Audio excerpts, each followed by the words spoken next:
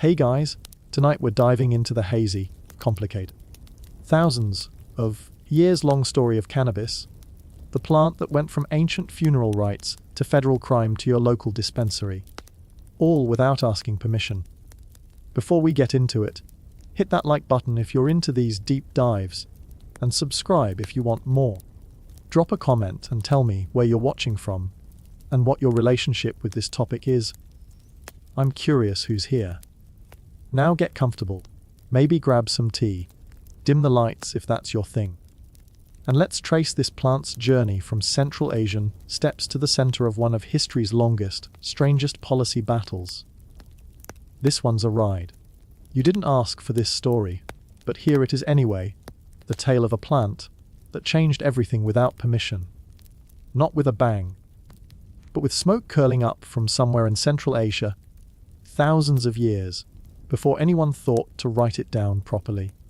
The plant doesn't care about your laws or your opinions. It never did. It just grows, sticky and pungent, waiting for someone to notice. The beginning, or what we think is the beginning, happened somewhere around 5,000 BC, maybe earlier, probably earlier, because humans have always been better at using plants than documenting them. The first people don't smoke it, not yet. They're too busy discovering that this weird, fast, growing plant with the serrated leaves can be turned into rope, fabric, food, and medicine. They crush the seeds for oil. They weave the fibers into cloth strong enough to last decades. They're practical about it. These ancient communities scattered across the Asian steppes, because survival doesn't leave much room for experimentation. But humans are curious creatures, unable to leave well enough alone. Somewhere in the archaeological record, buried under millennia of dirt and time, there's evidence. A tomb in Romania, dated to around 3000 BC, contains a small cup with charred cannabis seeds. Someone burned them, inhaled something, felt something, and no one bothered to explain why in writing, because writing barely exists yet. Another site, this one in present-day China, yields hemp fabric from 4000 BC, and everyone agrees the plant was there, thriving, being used. But for what exactly? The ancients aren't talking, mostly because they're dead. The first solid, no arguments, accepted evidence of cannabis being used for its psychoactive properties shows up in the archaeological site of Jurzankal Cemetery in the Pamir Mountains, modern-day China, dated to around 500 BC. Wooden braziers, basically ancient hotbox devices, contain burned cannabis with high sea levels. Someone, possibly many someones, sat in a tent or enclosed space, heated these braziers, and got spectacularly high during funeral rites. They weren't recreational users in the modern sense. They were seekers, trying to communicate with the dead, with gods, with something beyond the mundane reality of herding yaks and surviving winters that could kill you in your sleep. But let's back up, because the story isn't linear. It never is with plants that grow everywhere and refuse to respect borders. Cannabis sativa, the scientific name that won't be invented for thousands of years, originates somewhere in Central Asia, probably the Mongolian and southern Siberian regions. It's a survivor, this plant, thriving in harsh climates, growing fast, seeding prolifically. It spreads through human migration, through trade routes that don't have names yet, through the simple fact that wherever humans go, they bring their useful plants with them. In ancient China, around 2700 BC, there's Emperor Shen Nung, who may or may not have existed, but whose legendary pharmacopoeia mentions cannabis as medicine for rheumatism, gout, malaria, and absent-mindedness. The Chinese call it ma, and they use every part of it: fiber for clothes, seeds for food, roots and flowers for medicine. They're not particularly interested in getting high, or at least they don't write about it if they are. Chinese medicine is practical, focused on balance and health, and cannabis fits neatly into their system as just another tool in a vast botanical arsenal. The plant migrates west and south, following trade routes, armies, nomadic tribes. It reaches India, probably multiple times through multiple routes, and here something shifts. The Indians, with their elaborate spiritual traditions and love of consciousness, altering substances in religious contexts, embrace cannabis with enthusiasm. They call it bang, ganja, charas, depending on the preparation. They mix the leaves into drinks, smoke the flowers, make hash from the resin. The Vedas, ancient Hindu texts dating back to 1400 BC, mention soma, a ritual drink that might contain cannabis among other ingredients. The exact recipe is lost, because apparently ancient priests weren't big on writing down their secret sauce. But cannabis is definitely part of the spiritual landscape. In Indian tradition, cannabis is a gift from the gods, specifically Shiva, who apparently loves the stuff. There are stories, myths, devotional practices involving cannabis consumption. Holy men, sadhus, smoke it to aid meditation, to transcend the physical world, to get closer to divine understanding. It's not recreational, except when it is. It's not sacred, except when it definitely is. The line between medicine, religion, and getting pleasantly stoned becomes beautifully blurred in the Indian subcontinent, and this attitude will influence much of southern and southeastern Asia for millennia. Meanwhile, in ancient Scythia, the nomadic tribes that terrify Greeks and Persians alike, cannabis use is reaching legendary status. Herodotus, the Greek historian who loves a good story whether it's true or not, writes about the Scythians around 440 BC. He describes their funeral practices in detail, probably because he finds them fascinatingly barbaric. After burying their kings, the Scythians construct small tents, place heated stones inside, throw cannabis seeds on the stones, and hotbox themselves into oblivion. Herodotus writes that they howl with pleasure, which is possibly the earliest recorded description of someone being extremely high and loving it. The Scythians don't leave written records of their own, being nomadic warriors too busy conquering and terrifying settled peoples to bother with literature. But archaeological evidence backs up Herodotus's account. Frozen tombs in the Altai Mountains, preserved by permafrost, contain the mummified remains of Scythian nobles buried with considerable quantities of cannabis. One tomb, that of a young woman dubbed the Ice Princess or Okop Princess, dated to the 5th century BC, contains cannabis paraphernalia and evidence of cannabis use. She probably smoked it for pain management, since her body shows signs of serious illness. But she also probably smoked it because it was there and it worked, and why not? The plant keeps spreading, moving through Persia, Mesopotamia, reaching the ancient Middle East. The Assyrians use it, calling it kunubu, which might be where the later word, cannabis, comes from, though etymology is always messy and disputed. They burn it as incense in religious ceremonies. They might be getting high on purpose, or they might just like the smell, or both. Ancient peoples are remarkably good at finding multiple uses for single plants. In ancient Egypt, cannabis shows up in medical texts, particularly the Ibis papyrus from around 1550 BC, which mentions cannabis as a treatment for inflammation, glaucoma, and various other ailments.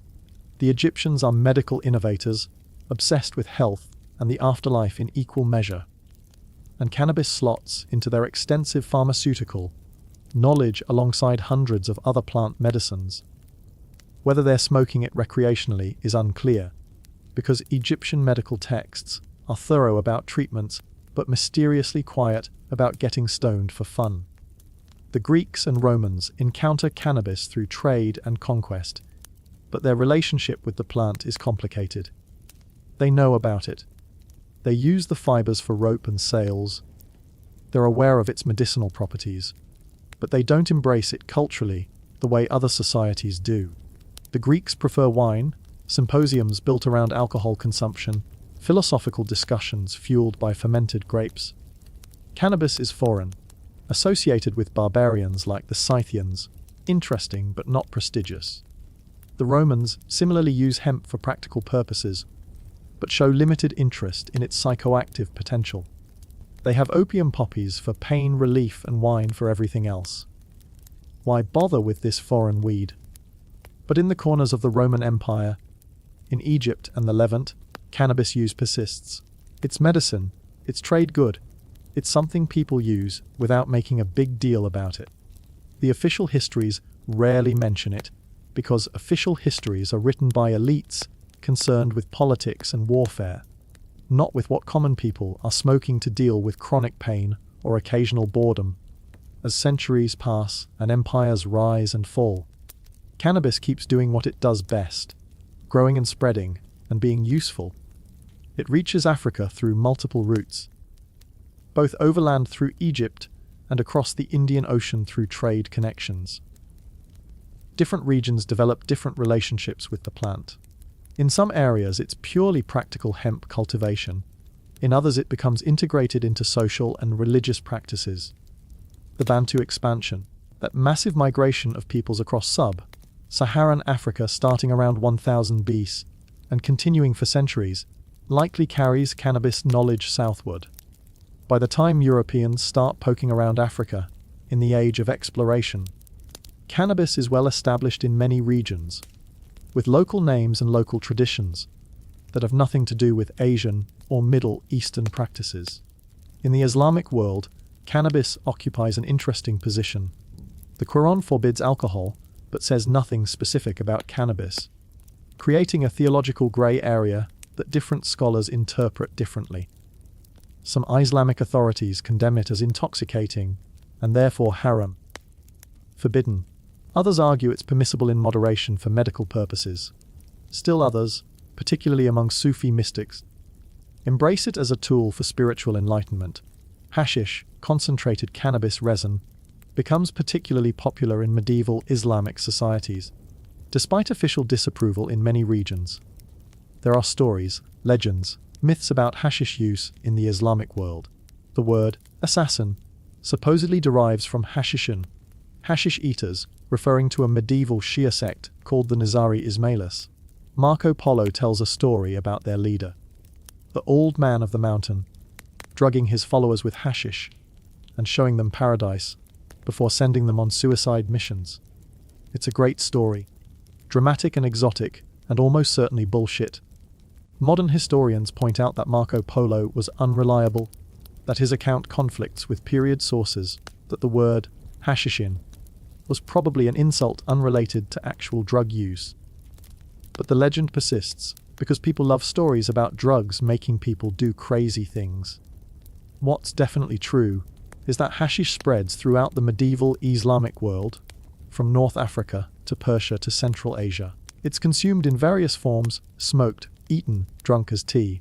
It's associated with lower classes, with laborers and soldiers, and people who need cheap relaxation after hard work. It's associated with poets and mystics seeking inspiration and altered consciousness. It's associated with medical treatment and pain management. It's everywhere and nowhere, common but rarely discussed in official records. Part of daily life, but not something respectable people admit to in polite company. Medieval Europe remains largely ignorant of cannabis's psychoactive properties, though hemp cultivation is widespread for textile production. European ships sail on hemp ropes with hemp sails. European peasants wear hemp clothing. European farmers grow hemp as a fiber crop, mandated by various kingdoms because naval supremacy requires vast quantities of rope and canvas. But nobody's smoking it, or if they are, they're not writing about it. European intoxication traditions revolve around alcohol, firmly entrenched since ancient times. Cannabis is that useful plant for making rope, nothing more, nothing less. The situation shifts during the age of exploration, when European colonizers encounter cannabis use in Africa, Asia, and eventually the Americas. They're fascinated and appalled in equal measure, documenting native drug habits, with the mixture of scientific curiosity and moral superiority that characterizes colonial literature. Portuguese traders encounter cannabis use in Africa. Spanish conquistadors find it in the Philippines. Dutch colonizers document it in Indonesia. British officials observe it throughout India. Each colonial power responds differently, but generally with some combination of taxation, regulation, and moral condemnation. In India under British rule, cannabis occupies a particularly complex position. It's deeply embedded in Indian culture, used by millions across religious and class boundaries. The British colonial administration, initially pragmatic, taxes cannabis sales as a revenue source. But as the 19th century progresses and Victorian moral attitudes harden, official opinion shifts toward prohibition. The British conduct massive studies, including the Indian Hemp Drugs Commission report of 1894, one of the most comprehensive drug studies of its era. The commission interviews hundreds of witnesses, reviews medical evidence, and concludes that moderate cannabis use is relatively harmless, and that prohibition would be impractical and counterproductive. The British mostly ignore their own commission's findings because colonialism runs on hypocrisy. Meanwhile, cannabis reaches the Americas through multiple routes over several centuries. Spanish colonizers introduce hemp cultivation to their New World colonies for fiber production. Africans brought as slaves carry cannabis seeds and knowledge, planting it in Brazil, the Caribbean, wherever they can maintain some small piece of cultural continuity in the horror of slavery. The plant they bring, often called ganja in Caribbean contexts, becomes part of Afro-Caribbean culture, used socially, medicinally, religiously. In North America, hemp cultivation is encouraged, even mandated in some colonies. Founding fathers grow it. Thomas Jefferson cultivates hemp at Monticello. George Washington grows it at Mount Vernon. They're interested in fiber, not getting high.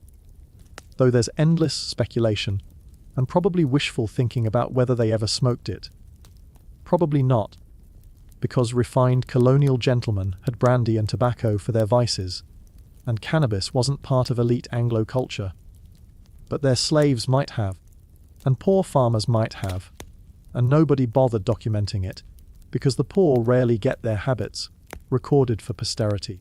The 19th century brings massive changes in global cannabis use and perception, driven by colonialism, scientific advancement, and cultural exchange. European doctors and scientists begin studying cannabis seriously, particularly after French psychiatrist Joseph Moreau publishes research on cannabis and mental illness in 1845. He experiments on himself and asylum patients, noting cannabis's effects on consciousness, perception, time sense. His work is problematic by modern standards, but it represents an attempt at systematic study. Around the same time, the French club des Hashishians, Hashish Club, brings together Parisian artists and intellectuals who experiment with hashish and write about their experiences. Members include Baudelaire, Dumas, Gautier, and other luminaries of French culture. They meet monthly, consume hashish in the form of dawaimesk, a green jam made with cannabis extract and other ingredients, and spend hours exploring altered states of consciousness. Their writings, particularly Baudelaire's Artificial Paradises, provide some of the earliest literary descriptions of cannabis highs from a European perspective.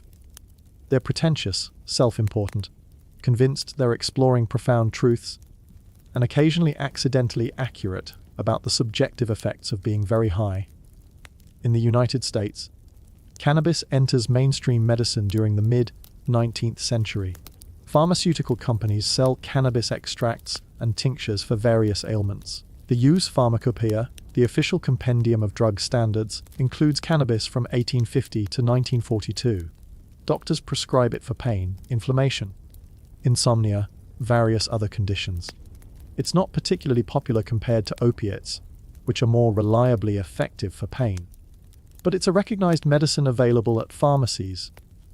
Recreational use in the United States during this period is limited but present. Sailors and traveling workers pick up the habit in ports around the world and bring it back. Some African American communities in the South use cannabis, a continuation of traditions brought over during slavery. Mexican immigrants bring marijuana smoking to the southwestern states, particularly after the Mexican Revolution sends refugees across the border. The word marijuana, or marijuana, itself is Mexican Spanish, and its introduction to American English is part of how cannabis becomes racialized and stigmatized. Which brings us to prohibition, because of course it does. The early 20th century sees the rise of progressive era reform movements, including drug prohibition efforts. These movements are driven by genuine concerns about drug addiction, particularly to opiates and cocaine, but also by racism, xenophobia, and moral panic. Cannabis gets swept up in the panic despite being less problematic than the drugs actually causing widespread addiction. In the United States, anti-cannabis sentiment grows through the 1910s and 1920s, particularly in southwestern states with large Mexican populations. The rhetoric is explicitly racist, linking marijuana use to Mexicans and African Americans, claiming it causes violence and insanity, moral degradation and crime. Newspaper articles describe marijuana, crazed Mexicans attacking whites. Police chiefs testify about Negro criminals using marijuana before committing crimes. It's fear-mongering nonsense, but it's effective fear-mongering nonsense. The campaign reaches national prominence through Harry Anslinger, appointed Commissioner of the Federal Bureau of Narcotics in 1930. Anslinger is a bureaucrat who needs to justify his agency's existence during the Great Depression. He latches onto marijuana as a threat requiring federal intervention. He's not subtle about it. He makes claims about marijuana causing insanity and murder. He provides newspapers with sensationalized stories. He testifies before Congress with tales of marijuana's horrors. His most famous claim: that marijuana makes users want to play jars and have interracial relationships would be funny if it hadn't influenced decades of policy. The 1936 propaganda film, Reefer Madness, originally titled Tell Your Children, epitomizes the hysteria. It depicts marijuana as causing instant addiction, insanity, violence, and death. Teenagers smoke one joint and immediately descend into madness, murder, suicide. It's absurd, laughably unrealistic, but it's part of a broader campaign that works. In 1937, Congress passes the Marijuana Tax Act, effectively prohibiting cannabis nationwide through impossible taxation and regulation requirements. The bill passes with minimal debate. Because marijuana is associated with Mexicans and blacks and jazz musicians, not respectable white Americans, few people notice or care when the Tax Act passes, because cannabis isn't widely used by mainstream white America. The people affected, minority communities and artists and poor people, don't have political power. The medical profession offers minimal resistance because cannabis medicines aren't particularly profitable or essential compared to newer pharmaceuticals. Cannabis disappears from the US pharmacopoeia in 1942, not with a bang, but with bureaucratic efficiency. Other countries follow similar trajectories. Britain prohibits cannabis in 1928, influenced by international drug control treaties and colonial anxieties about controlling colonized populations. Canada prohibits it in 1923, before widespread use even exists in the country, apparently preemptively worried about Chinese immigration and American influence. South Africa bans daga, the term for cannabis, even earlier, in 1922, explicitly targeting Indian laborers and black Africans. The pattern is consistent worldwide. Cannabis prohibition is intertwined with racism and colonial control. But prohibition doesn't stop use, it never does. It just criminalizes users and creates black markets. In the United States through the 1940s and 1950s, cannabis use continues in jazz clubs, among musicians, in minority communities, underground and unacknowledged by mainstream culture. The beatniks discover it. Those literary rebels rejecting 1950s conformity. Allen Ginsberg and other beat poets write about cannabis, incorporating it into their countercultural lifestyle.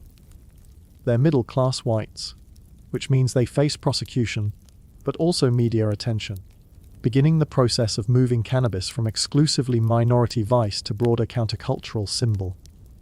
The 1960s change everything, because of course they do. The counterculture movement embraces cannabis as a symbol of rebellion against establishment values, straight society, the Vietnam War, parental authority, everything. Marijuana use spreads through college campuses, anti-war protests, music festivals. Hippies pass joints at demonstrations. Rock musicians sing about getting high. Cannabis becomes associated with peace, love, opposition to war, dropping out of mainstream society. This association terrifies authorities and conservative Americans, convincing them that marijuana causes young people to reject American values, which is partially true, but not in the causal direction they imagine. The scale of use increases dramatically. Surveys show marijuana use among young adults rising from single-digit percentages in the early 1960s to over 30% by the early 1970s. Millions of Americans, mostly young and white, try marijuana. Many continue using it regularly. This demographic shift is crucial because when middle-class white kids get arrested for marijuana, their parents notice and care in ways they didn't when only minorities faced prosecution. President Richard Nixon responds by declaring a war on drugs in 1971, specifically targeting marijuana and heroin. His domestic policy chief, John Ehrlichman, later admits in a 1994 interview that the drug war was explicitly designed to disrupt anti-war protesters and black communities. They couldn't make opposition to the war illegal, but they could criminalize marijuana and heroin. Associate anti-war left with marijuana and blacks with heroin, then disrupt those communities through aggressive enforcement. Ehrlichman's exact words are, "We knew we were lying about the drugs," making the political motivations explicit. The Controlled Substances Act of 1970 places marijuana in Schedule I, reserved for drugs with high abuse potential and no medical value. This classification is controversial even at the time, since Nixon's own Schaefer Commission, formed to study marijuana, recommends decriminalization in 1972. Nixon ignores the commission because the war on drugs isn't about drugs, it's about control and political advantage. Schedule I classification remains today, despite mountains of evidence that marijuana has medical value and is less dangerous than Schedule I drugs like cocaine and methamphetamine. Enforcement of marijuana laws becomes massively punitive through the 1970s, 1980s, and 1990s. Mandatory minimum sentences, passed in the 1980s during another moral panic over drugs, mean people receive years or decades in prison for marijuana offenses. The racial disparities are stark and intentional.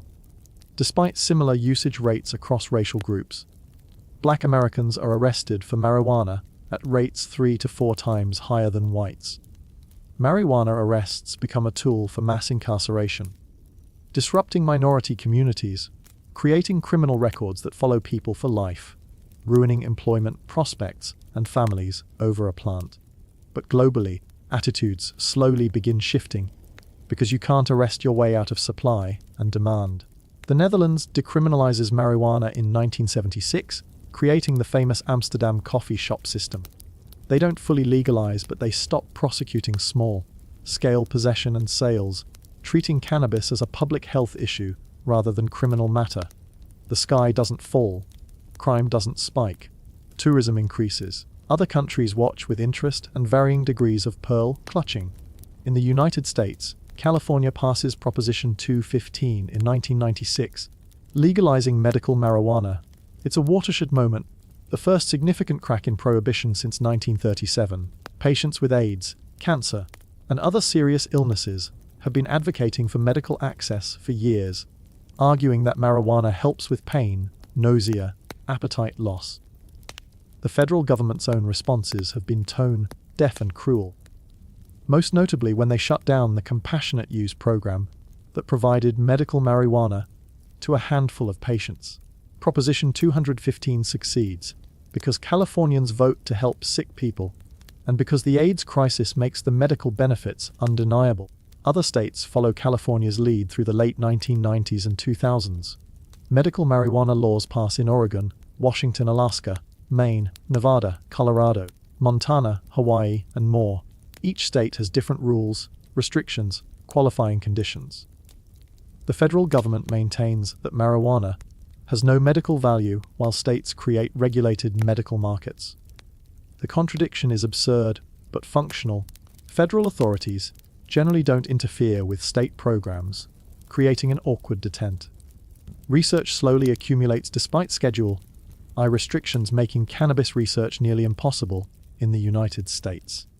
International studies, particularly from Israel, where Raphael McCollum pioneered cannabis research in the 1960s, demonstrate medical benefits for various conditions. The endocannabinoid system, discovered in the 1990s, reveals that human bodies have receptors specifically for cannabinoids, producing their own cannabis-like chemicals for regulating various functions. This isn't a coincidence or accident of evolution. It's fundamental biochemistry, yet marijuana remains federally illegal. Uruguay becomes the first country to fully legalize recreational marijuana in 2013, creating a government-regulated market for cultivation, distribution, and sales. President Jose Mujica frames it as a public health and criminal justice reform, arguing that prohibition has failed and regulation is more effective. Uruguay's system is restrictive by later standards, with low purchase limits and government monopoly on cultivation. But it's groundbreaking, proving that legalization doesn't cause societal collapse. Colorado and Washington state legalized recreational marijuana through voter initiatives in 2012, with sales beginning in 2014. This is the breakthrough moment for the United States, two states directly defying federal prohibition and creating commercial markets. The Obama administration, after some uncertainty, decides not to interfere, issuing guidance that federal prosecutors should generally respect state marijuana laws. It's not a ringing endorsement, but it's enough to let the experiment proceed. The Colorado and Washington systems work, imperfectly but undeniably. Tax revenue flows to state coffers. Regulated businesses replace black market dealers. Quality control and testing ensure product safety. Usage rates don't spike catastrophically. Teenagers don't all become addicts. Traffic fatalities don't increase significantly. All the dire predictions from prohibitionists fail to materialize. The models aren't perfect. There are regulatory challenges, banking problems because marijuana businesses can't access federally insured banks, employment issues, questions about impaired driving, but they work well enough that other states want in. Through the mid to late 2010s, recreational legalization spreads. Alaska, Oregon, California, Maine, Massachusetts, Nevada, Michigan, Vermont, Illinois, Arizona, Montana, New Jersey, New York, Virginia, New Mexico, Connecticut, Rhode Island, and more all legalize recreational marijuana through legislation or ballot initiatives. Each state creates its own system with unique rules, taxes, restrictions. Some allow home cultivation, others don't. Some permit cannabis cafes, others restrict use to private residences. Some prioritize social equity programs, trying to redress war on drugs harms. Others create markets benefiting wealthy investors. It's messy, complicated, democratic federalism in action. Canada legalizes nationally in 2018, becoming the first major industrialized nation with full recreational legalization. Prime Minister Justin Trudeau campaigns on legalization, arguing it's about protecting youth, generating tax revenue, and ending failed prohibition. The Canadian system creates a federal regulatory framework with provincial variations, allowing provinces to determine retail models, taxation levels, and other details. Like state systems in the US, it's imperfect but functional, a massive improvement over prohibition. By 2024, recreational marijuana is legal in roughly half of US states, and medical marijuana in most others. Public support for legalization reaches 70% in national polls, an extraordinary reversal from the minority support of previous decades. The shift comes from experience, as more people try marijuana and realize it's less dangerous than alcohol. From medical evidence accumulating despite federal obstruction, from recognition that prohibition causes more harm than use, from fatigue with mass incarceration and its racial disparities. But federally, marijuana remains Schedule I, illegal and classified as having no medical value, despite overwhelming evidence otherwise. This creates surreal contradictions. State, legal marijuana businesses operate in cash because banks won't serve them, creating security risks and accounting nightmares. Marijuana industry workers face federal prosecution risks, though enforcement is rare under current policies. Researchers face massive obstacles, studying a plant that millions use legally. Veterans can't access medical marijuana through VA hospitals despite strong evidence it helps with paste. Federal employees and contractors face termination for using legal marijuana. The situation is untenable, and everyone knows it. But federal reform moves slowly because Congress is dysfunctional and older politicians remember reefer madness more than modern evidence. Bills have been introduced hearings held, promises made. The MORE Act, Marijuana Opportunity Reinvestment and Expungement Act, passes the House multiple times but stalls in the Senate. Presidential candidates promise reform and deliver minimal action. The Drug Enforcement Administration, inheritors of Harry Anslinger's fear-mongering legacy, resist reclassification. The pharmaceutical industry, alcohol industry, and private prison industry lobby against legalization. Progress happens but incrementally, frustratingly slowly for people serving sentences for marijuana offenses that are now legal in their states.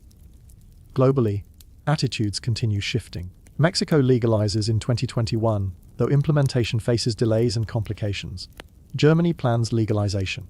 Thailand legalizes medical and decriminalizes recreational use. Luxembourg, Malta, and other European nations enact reforms. The international drug control treaties that underpinned global prohibition for decades are being reinterpreted, ignored, or challenged.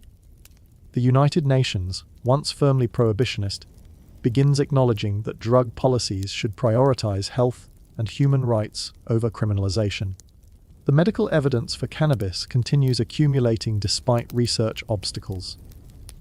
Studies demonstrate effectiveness for chronic pain, nausea from chemotherapy, muscle spasms from multiple sclerosis, seizures from certain epilepsies.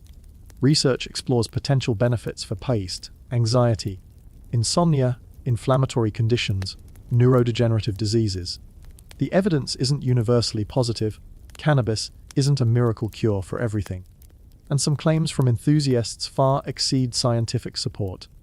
But the medical value is undeniable, making Schedule I classification indefensible. Concerns about cannabis use remain legitimate and worth discussing. Heavy use, especially in adolescents, shows associations with cognitive impacts, an increased risk of mental health problems in vulnerable individuals. Cannabis can be psychologically habit-forming for some users. Impaired driving is a real safety issue, requiring better testing methods and enforcement. Cannabis hyperemesis syndrome, a condition causing severe nausea and vomiting in chronic heavy users, exists and is unpleasant. Secondhand smoke is still smoke, with associated health concerns. These aren't reasons for prohibition, but they're reasons for education, regulation, and continued research. The industry itself has become massive and increasingly corporate. Legal cannabis is a multi-billion-dollar market, with cultivation facilities, processing operations, dispensaries, delivery services, ancillary businesses providing everything from packaging to software to consulting. Large corporations and investment funds increasingly dominate, buying up smaller operators, pushing for favorable regulations, acting like any other industry despite selling something recently illegal. Craft cultivators struggle to compete. Social equity programs designed to benefit communities harmed by prohibition often fail, with limited licenses going to connected insiders rather than intended beneficiaries. Cannabis products have diversified far beyond traditional flower. Dispensaries sell edibles in every imaginable form: beverages, tinctures, topicals, concentrates, vape pens. The C potency has increased dramatically compared to decades past, with concentrates reaching 80–90% the C. This creates concerns about tolerance, dependence, and acute intoxication, particularly for new users accidentally taking too much. The market has become sophisticated, with laboratory testing for potency and contaminants, strain selection based on terpene profiles and effects, consumption methods for every preference. Culturally, cannabis has achieved something approaching mainstream acceptance, at least in many demographics and regions. Celebrities openly discuss use. Professional athletes advocate for cannabis instead of opioids for pain management. Parents use cannabis products without hiding it. Seniors are one of the fastest growing user demographics, seeking alternatives to prescription medications. The stoner stereotypes persist, but compete with images of successful professionals, entrepreneurs, creatives who use cannabis functionally without fitting lazy slacker archetypes. But acceptance is uneven. Conservative areas maintain strong opposition. Many employers still drug test and terminate for marijuana use even in legal states. The stigma hasn't disappeared, particularly in professional contexts. Black market cannabis persists because illegal products undercut taxed legal products on price. Organized crime still profits from marijuana, though less than during full prohibition. Complete normalization remains years away at best. The question of who benefits from legalization remains contentious and important. Ideally, legalization would benefit communities most harmed by prohibition, providing business opportunities, expunging criminal records, redirecting resources from incarceration to education and treatment. Some jurisdictions attempt this through social equity programs, expungement initiatives, community reinvestment funded by cannabis taxes. But often the primary beneficiaries are investors and entrepreneurs, disproportionately white and wealthy, who can navigate complex regulations and secure financing. People serving sentences for marijuana offenses watch others profit from newly legal businesses while they remain incarcerated. The injustice is stunning and demands more aggressive reform. International development adds another dimension. Cannabis cultivation for export markets creates economic opportunities in some regions while potentially funding conflict or environmental damage in others. Legal status variations between countries create tensions, smuggling opportunities, regulatory challenges. Cannabis tourism becomes significant, with people traveling to Amsterdam, Colorado, California, Thailand to consume legally. Some communities embrace cannabis tourism economically while others reject it culturally. Looking at the full sweep of history, from ancient Central Asian steppes to modern dispensaries, the story is about human relationships with consciousness, altering plants, about how societies regulate pleasure and pain, about power and control in medicine and recreation, and all the complicated ways these intersect. Cannabis prohibition was never primarily about the plant's risks, which are real but modest compared to alcohol and tobacco. It was about controlling populations, particularly minorities and dissidents, about enforcing certain cultural values over others, about bureaucratic empire, building and political advantage. The shift toward legalization represents recognition that prohibition failed on its own terms, causing far more harm than use while failing to prevent use. It represents growing cultural acceptance of cannabis as a normal part of adult life for many people. It represents acknowledgement that government has limited legitimacy in preventing adults from making their own choices about consciousness and pleasure, provided they don't harm others. It represents market forces and tax revenue opportunities overcoming moral panic. But legalization isn't the end of the story, just another chapter. Questions remain about appropriate regulations, about balancing commercial interests with public health, about addressing historical harms from prohibition, about international coordination, about long-term impacts we don't fully understand yet. Cannabis research remains underfunded and restricted, meaning we're legalizing faster than we're learning. The cannabis industry seeks profits and political influence like any industry, potentially pursuing growth over social good. Public health advocates worry about commercialization, encouraging excessive use, particularly targeting youth. The tensions between these interests won't resolve neatly. For individuals, cannabis remains what it's always been: a plant with properties humans find useful and pleasurable, for medicine, for consciousness exploration, for relaxation, for creativity, for coping with pain, physical and emotional, for social bonding, for spiritual seeking, for pure recreational enjoyment. People will continue using it, legally or not, because humans have always used consciousness, altering substances, and always will. The question is whether society responds with criminalization and punishment, or with regulation and harm reduction.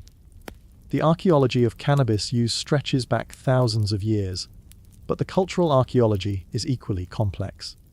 Every society that encounters cannabis develops its own relationship with the plant, shaped by existing traditions, economic factors, power structures, religious beliefs. The Indian sadhu smoking cannabis as spiritual practice is doing something fundamentally different from the Victorian patient taking cannabis tincture for menstrual cramps. which is different from the Scythian warrior hotboxing a funeral tent, which is different from the modern dispensary customer choosing between indica and sativa. Yet they're all engaging with the same plant, seeking some benefit or pleasure from its chemistry. The chemistry itself is remarkable, though only partially understood. Cannabis contains over 100 cannabinoids, the C and C bead being most famous, but others like TBN, CBG, the CV showing distinct properties. It contains terpenes, aromatic compounds that give different strains different smells and potentially different effects. The entourage effect, where multiple compounds work together producing effects different from isolated molecules, makes cannabis complex pharmacologically. Modern science is still mapping these interactions, understanding which compounds do what, how they interact with the endocannabinoid system and other body systems. The endocannabinoid system itself is fascinating, a biological system present in all vertebrates, regulating things like mood, appetite, pain sensation, immune function, memory. We produce our own cannabinoids, anandamide and 2-ag being primary ones, and cannabis works because its cannabinoids fit our cannabinoid receptors. This isn't unique to cannabis. Many drugs work by mimicking or blocking neurotransmitters. But it highlights that cannabis isn't just foreign intoxicant, but something interacting with fundamental biological systems. Understanding these systems has implications beyond cannabis for pain management, appetite regulation, neuroprotection, immune function, all sorts of medical applications. But science is catching up to traditions and practices that existed for millennia without scientific understanding. People knew cannabis helped with pain long before anyone understood endocannabinoid receptors. They knew it altered consciousness without knowing about neurotransmitters. Traditional knowledge accumulates through trial and error, observation, cultural transmission. Science explains mechanisms and allows refinement, but the basic knowledge predates scientific method by thousands of years. The cultivation of cannabis reflects human agricultural ingenuity and obsession with optimization. From wild plants growing in Central Asian steppes, humans have bred countless varieties optimized for fiber, seed production, or psychoactive properties. Modern cannabis strains are far removed from ancient landrace varieties, bred for higher potency, specific effects, faster flowering, resistance to pests and diseases, visual appeal. Some cultivators pursue maximum the C, others seek balanced the C-bead ratios. Others focus on terpene profiles and flavor. The plant's genetics have become a science and an art, with cultivators crossing strains, selecting phenotypes, creating varieties with names like Girl Scout cookies, Gorilla Glue, Wedding Cake, Blue Dream. Indoor cultivation technology has advanced remarkably. Grow lights, ventilation systems, hydroponic setups, climate control, automated nutrient delivery, all optimized for maximum yield and quality. Some operations are massive commercial facilities, producing thousands of pounds annually. Others are small craft grows focused on quality over quantity. The expertise required is considerable, combining botany, chemistry, engineering, business skills. Master growers command high salaries, their knowledge representing years of experience and experimentation. Outdoor cultivation continues, taking advantage of natural sunlight and terroir, that indefinable quality that comes from specific growing conditions. Certain regions develop reputations for quality, Humboldt County in California, the Emerald Triangle. Regions of Colombia and Afghanistan with ideal climates and long cultivation traditions. Outdoor growing is cheaper, but more vulnerable to weather, pests, thieves, law enforcement where still illegal. The seasonal nature means one harvest per year, compared to multiple indoor harvests. But the scale can be much larger. The legal status patchwork creates bizarre situations and opportunities. Smuggling from legal states to illegal states becomes profitable. Organized crime adapts, sometimes infiltrating legal markets, sometimes continuing black market operations undercutting legal prices. Cartels that once made fortunes from marijuana are increasingly focused on methamphetamine and fentanyl as marijuana profits decline with U.S. legalization. Some transition to legal operations in legal jurisdictions. Others maintain illegal cultivation for markets where prices remain high. Hemp, cannabis with minimal THC, has resurged as a legal crop distinct from marijuana. The 2018 Use Farm Bill legalized hemp cultivation, creating a boom in CBD products marketed for everything from anxiety to inflammation to insomnia. The CBD market is largely unregulated, with products of wildly varying quality and accuracy of labeling. Some contain what they claim, others contain minimal CBD. Some contain illegal amounts of the C. Consumers have minimal protection and limited ability to verify quality. The market is worth billions, driven by wellness trends and people seeking alternatives to pharmaceuticals. The pharmaceutical industry's relationship with cannabis is complicated. They opposed legalization for decades, protecting their markets from competition, but they're also developing cannabis, derived and synthetic cannabinoid medications. Sativex, the Shibi spray, is approved in many countries for multiple sclerosis. Epidiolex, a CBD formulation, is approved for certain epilepsies. Dronabinol and nabilone are synthetic medications approved for nausea and appetite. These medications are Schedule I or EE, meaning the FDA acknowledges medical value, while plant cannabis remains Schedule I with supposedly no medical value. The contradiction is absurd, politically motivated rather than scientifically based.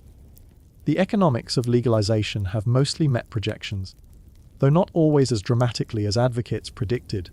Colorado collected over $400 million in marijuana tax revenue in 2021, funding schools, drug treatment, housing programs. California's marijuana market is worth billions annually. But black market competition remains significant, where taxes are high and regulations burdensome. Some businesses fail because margins are tight and competition fierce. The industry hasn't become the unlimited revenue source some promised, but it generates substantial taxes while creating jobs and reducing enforcement costs. Employment in the legal cannabis industry numbers in the hundreds of thousands in the United States alone. But tenders, cultivators, extractors, delivery drivers, security guards, compliance officers, marketing professionals, accountants, lawyers, all making livings from cannabis. It's becoming a normalized industry, with trade publications, conferences, professional associations, career paths. Dispensaries in legal states are common as liquor stores, staffed by knowledgeable employees who can explain differences between strains and products. Marketing cannabis presents unique challenges because federal illegality restricts advertising options. No television or radio ads. No billboards in some jurisdictions. Social media platforms ban or restrict cannabis advertising. Banks refuse credit card processing. Cannabis businesses rely on word of mouth, local advertising, brand building through product quality and customer service. Some brands achieve significant recognition, becoming valued at millions, despite limited traditional marketing opportunities. Packaging regulations attempt to prevent youth access and accidental consumption. Requirements typically include child-resistant packaging, warning labels, opaque containers preventing visibility, bans on cartoon characters or designs appealing to children. Some jurisdictions require plain packaging similar to cigarette regulations in some countries. The regulations make products less appealing aesthetically, but serve legitimate safety purposes, particularly for edibles that might be mistaken for regular candy. Edibles represent particular regulatory challenges because effects are delayed, stronger and longer lasting than smoked cannabis. Inexperienced users easily consume too much, leading to unpleasant experiences and emergency room visits. Standardized dosing, typically 5 or 10 milligrams the per serving, helps but doesn't prevent overconsumption by impatient users who eat more before initial dose takes effect. Edibles appeal to non-smokers and offer discretion, but they require education and respect for dosing to use safely. Concentrates and extracts, made through various processes extracting cannabinoids from plant material, achieve potencies impossible with flower. Hash, made for centuries through mechanical separation of trichomes, typically reaches 40–60% the Modern extracts using solvents or pressure can reach 80–90%. These products appeal to experienced users seeking efficiency or potency, but they raise concerns about tolerance and dependence. Someone using high potency concentrates regularly develops tolerance requiring more for effects, potentially creating problematic use patterns. Vaping became enormously popular before a 2019 crisis where vitamin E acetate, a thickening agent used in black market the C cartridges, caused serious lung injuries and deaths. The crisis demonstrated dangers of unregulated products and importance of testing and quality control. Legal regulated vapes are generally safe, using cannabis oil and minimal additives. They offer discretion and convenience without combustion smoke, but the lung injury crisis damaged public perception and led to increased scrutiny and regulation. Topicals, lotions, and balms infused with cannabis provide localized effects without systemic intoxication.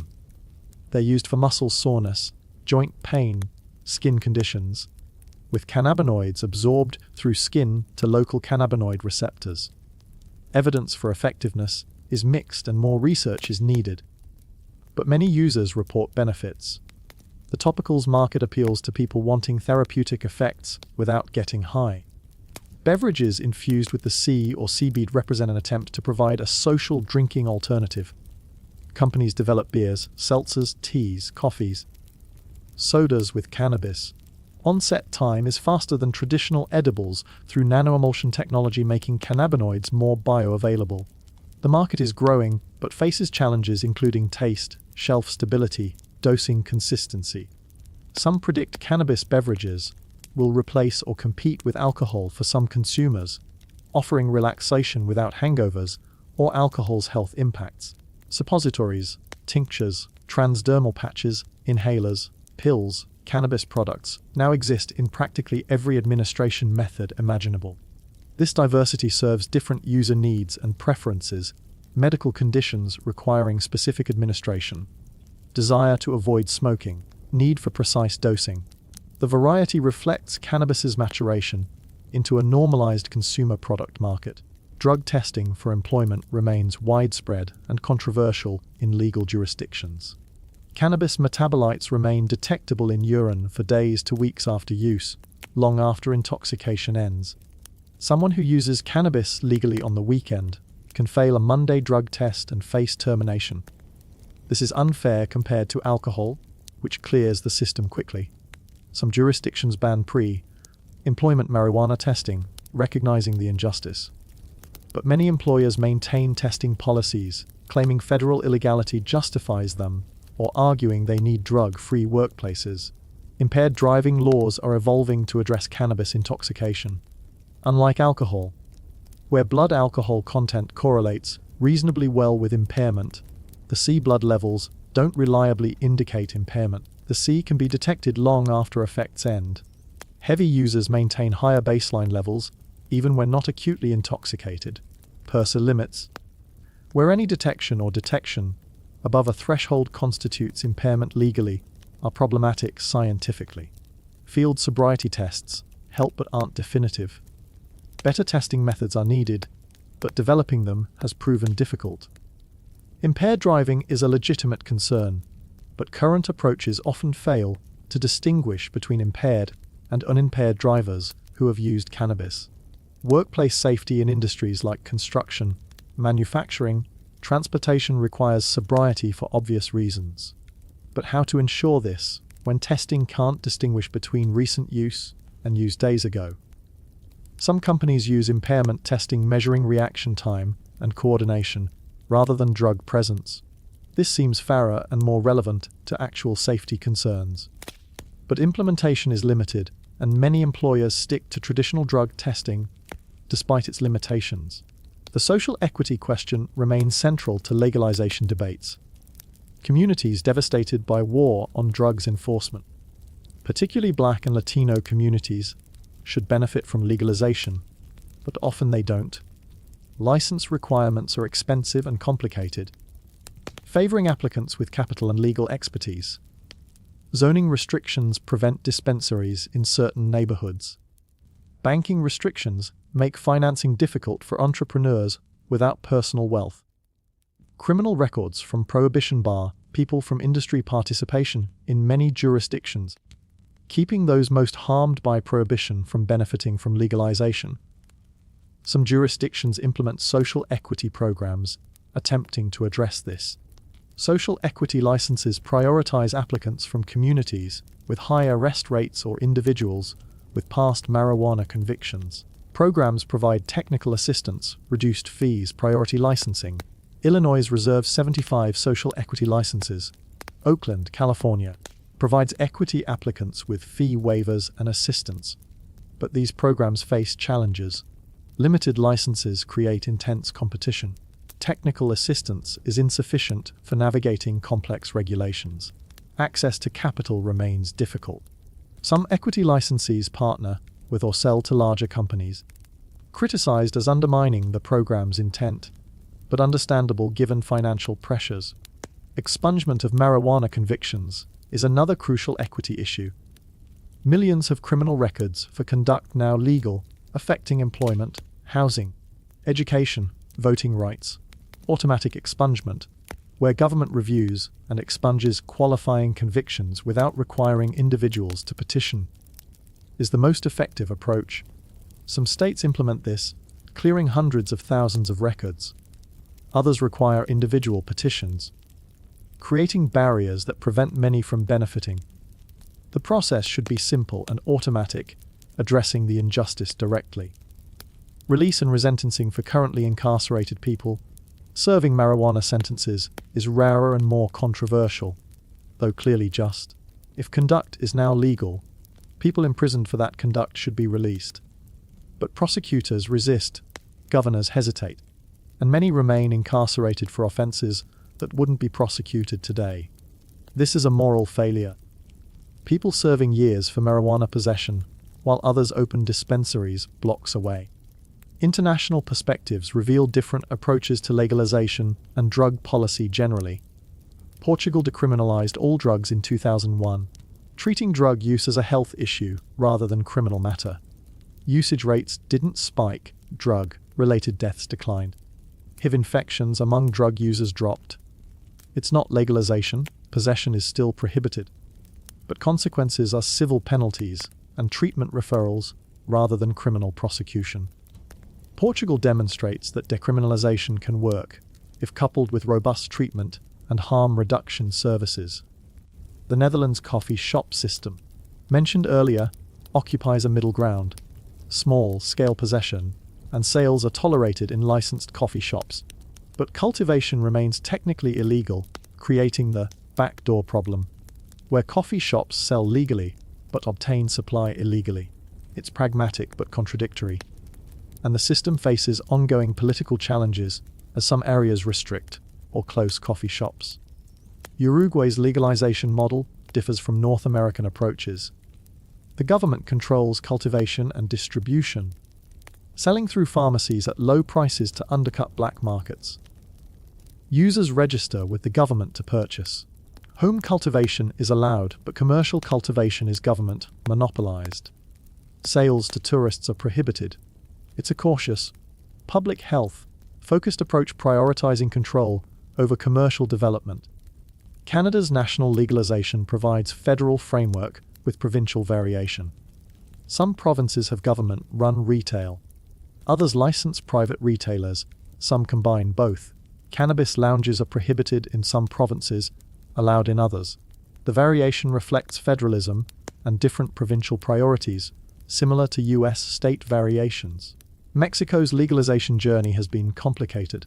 The Supreme Court ruled prohibition unconstitutional in 2018, declaring cannabis consumption a fundamental right. Congress passed legalization in 2021 after years of delays, but implementation has been slow, with regulations and licensing systems still being developed. The delay reflects political opposition and concerns about cartels infiltrating legal markets.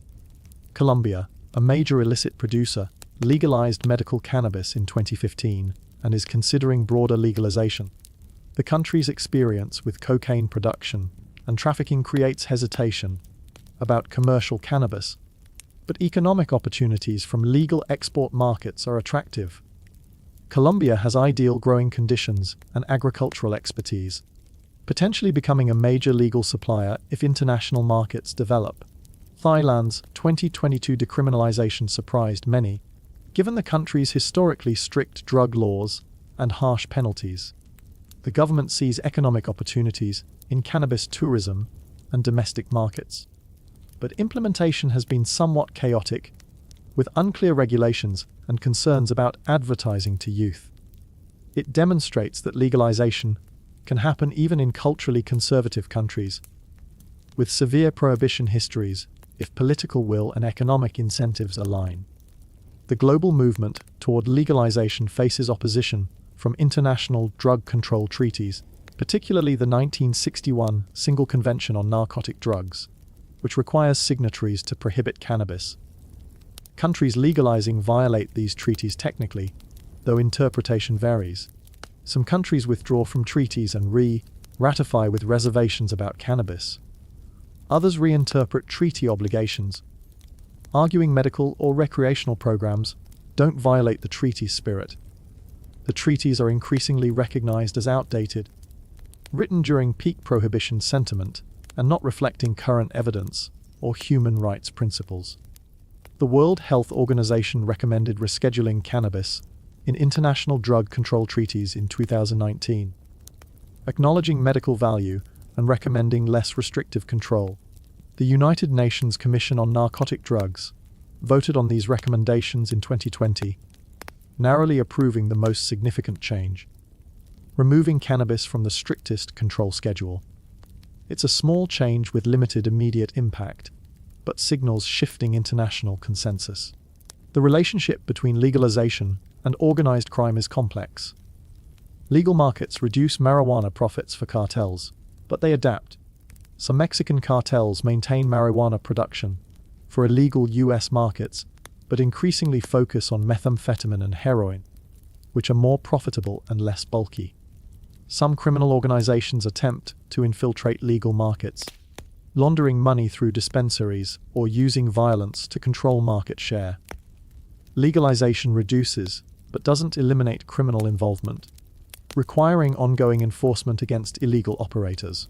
Environmental impacts of cannabis cultivation deserve attention. Illegal grows, particularly on public lands, use pesticides, divert streams, damage ecosystems. Legal cultivation also has environmental footprint, particularly indoor grows, using massive electricity for lights and climate control. Water use is significant in drought-prone regions. Pesticide and fertilizer runoff affects watersheds. Some jurisdictions implement environmental regulations requiring sustainable practices, but enforcement is inconsistent. Outdoor sun-grown cannabis is most environmentally friendly, but not always practical or legal. The carbon footprint of indoor cultivation is substantial.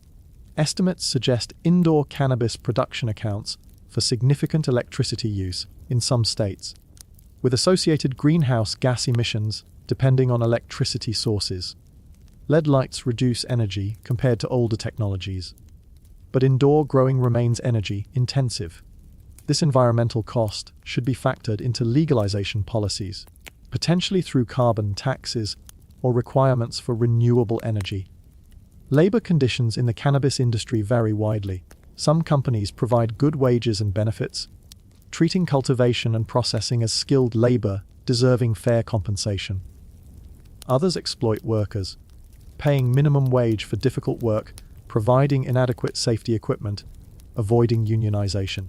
Migrant workers sometimes face exploitation similar to other agricultural sectors. As the industry matures and unionization increases, labor conditions are improving in some operations but remain problematic in others. Women's participation in the cannabis industry is significant, with some estimates suggesting women hold higher percentages of executive and ownership positions compared to other industries. This reflects the industry's newness and counterculture roots, though gender disparities still exist. Women of color face additional barriers from capital access and licensing challenges. The industry has potential for equitable participation, but realizing this potential requires intentional policies and practices. Indigenous peoples' relationship with cannabis varies by region and tradition. Cannabis isn't native to the Americas, so it's not part of traditional indigenous practices in North America. But some indigenous nations in the US and Canada operate dispensaries on tribal lands, exercising sovereignty and pursuing economic development. Tribal cannabis operations sometimes face complications from conflicting tribal, state, and federal laws. In regions where cannabis has longer history, like parts of Asia and Africa, indigenous cultivation knowledge is valuable, but often uncompensated when commercial interests profit from traditional varieties and techniques. Youth access and use is a constant concern driving regulatory approaches. Evidence suggests legalization hasn't significantly increased youth use in most jurisdictions, possibly because legal regulations include strict age verification and penalties for sales to minors, while illegal dealers don't check aid. Teen use rates have been declining in many legal states, possibly because reduced stigma allows for better education, and because legal markets are less accessible to teens than previous black markets where dealers didn't care about age. But concerns remain legitimate. Adolescent cannabis use is associated with negative outcomes, including academic problems and increased risk of mental health issues, particularly for heavy users. The developing brain is more vulnerable to substances. Preventing youth access through regulation is crucial, as is education about risks without resorting to scare tactics that undermine credibility. Parenting around cannabis in legal jurisdictions creates new challenges. Should parents tell children they use cannabis? How to explain that it's legal for adults but not children, harmful in some ways but less than alcohol? How to handle medicine cabinet storage when edibles look like candy? Parents are figuring this out, balancing honesty with age-appropriate information, teaching moderation and safety rather than abstinence. Only messages that don't work. Education approaches are evolving. Just say no and reefer madness. Style scare tactics have been discredited, but effective alternatives are still being developed. Evidence-based education acknowledges that some youth will use cannabis regardless of warnings, so focuses on harm reduction like avoiding driving after use, recognizing problematic use patterns, understanding tolerance and dependence risks. This approach is more honest and probably more effective than prohibition-era propaganda.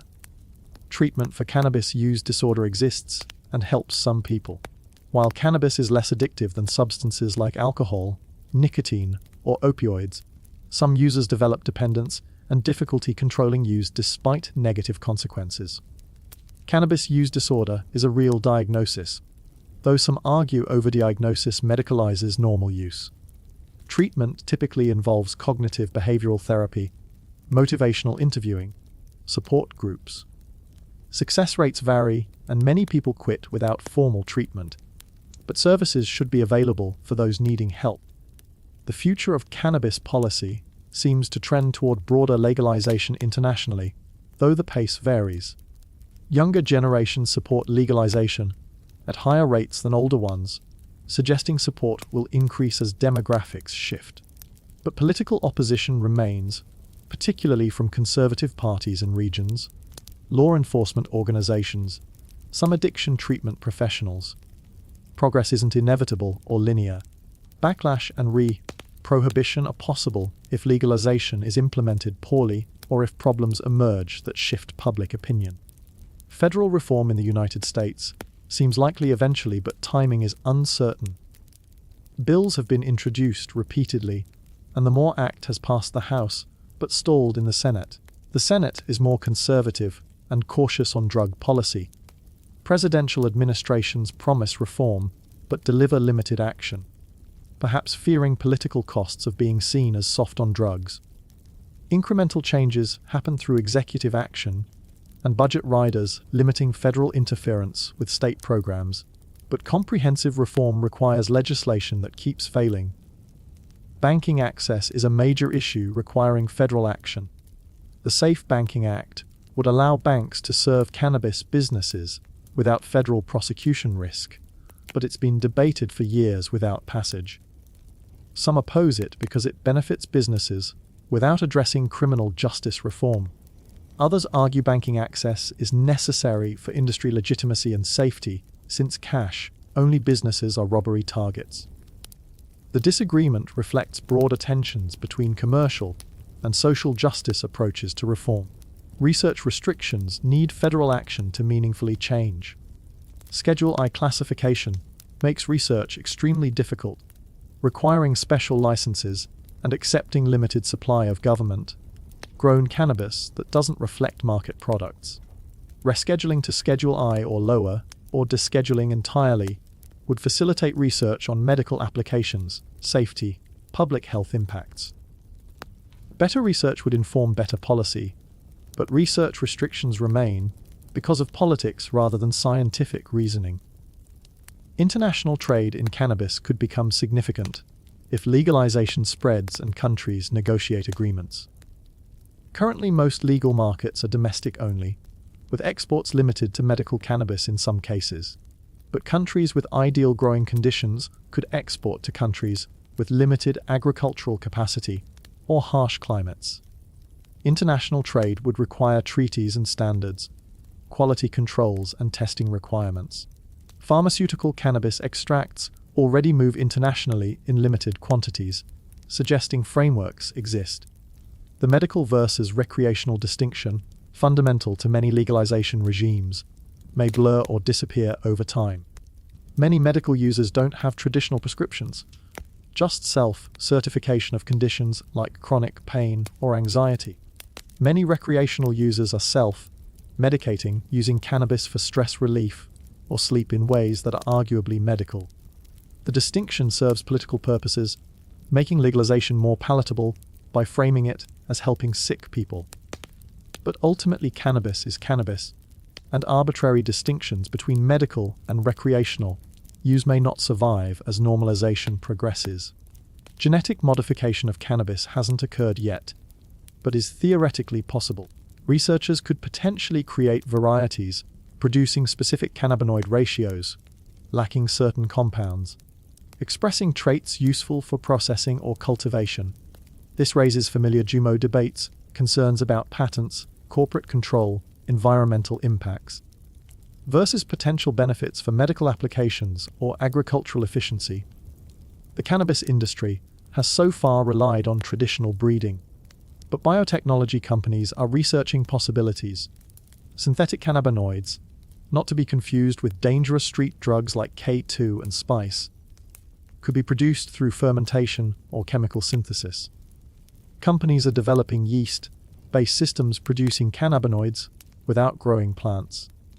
This would allow consistent pharmaceutical-grade production, but removes the plant entirely, losing entourage effects from the full spectrum of compounds. Pharmaceutical industry would prefer synthetic cannabinoids for patent and control reasons, but many consumers prefer whole plant products. Cannabis's role in wellness culture is increasingly prominent. It's marketed for self-care, stress relief, sleep, recovery, productivity, creativity, sexuality, almost every aspect of life. This wellness positioning helps destigmatize use, but also makes medical claims sometimes unsupported by evidence. CBD particularly is marketed as cure-all, which overstates current research. Skepticism about marketing claims is warranted, while acknowledging genuine benefits for some people. Microdosing. Consuming small amounts for subtle effects without significant intoxication represents an attempt to integrate cannabis into functional daily life. People microdose for focus, anxiety relief, creativity, taking amounts that provide benefits without impairment. This approach challenges binary thinking about drug use as either abstinence or getting high, suggesting middle ground of moderate, functional use. But optimal dosing is individual and research is limited. The future might include personalized cannabis recommendations based on genetics.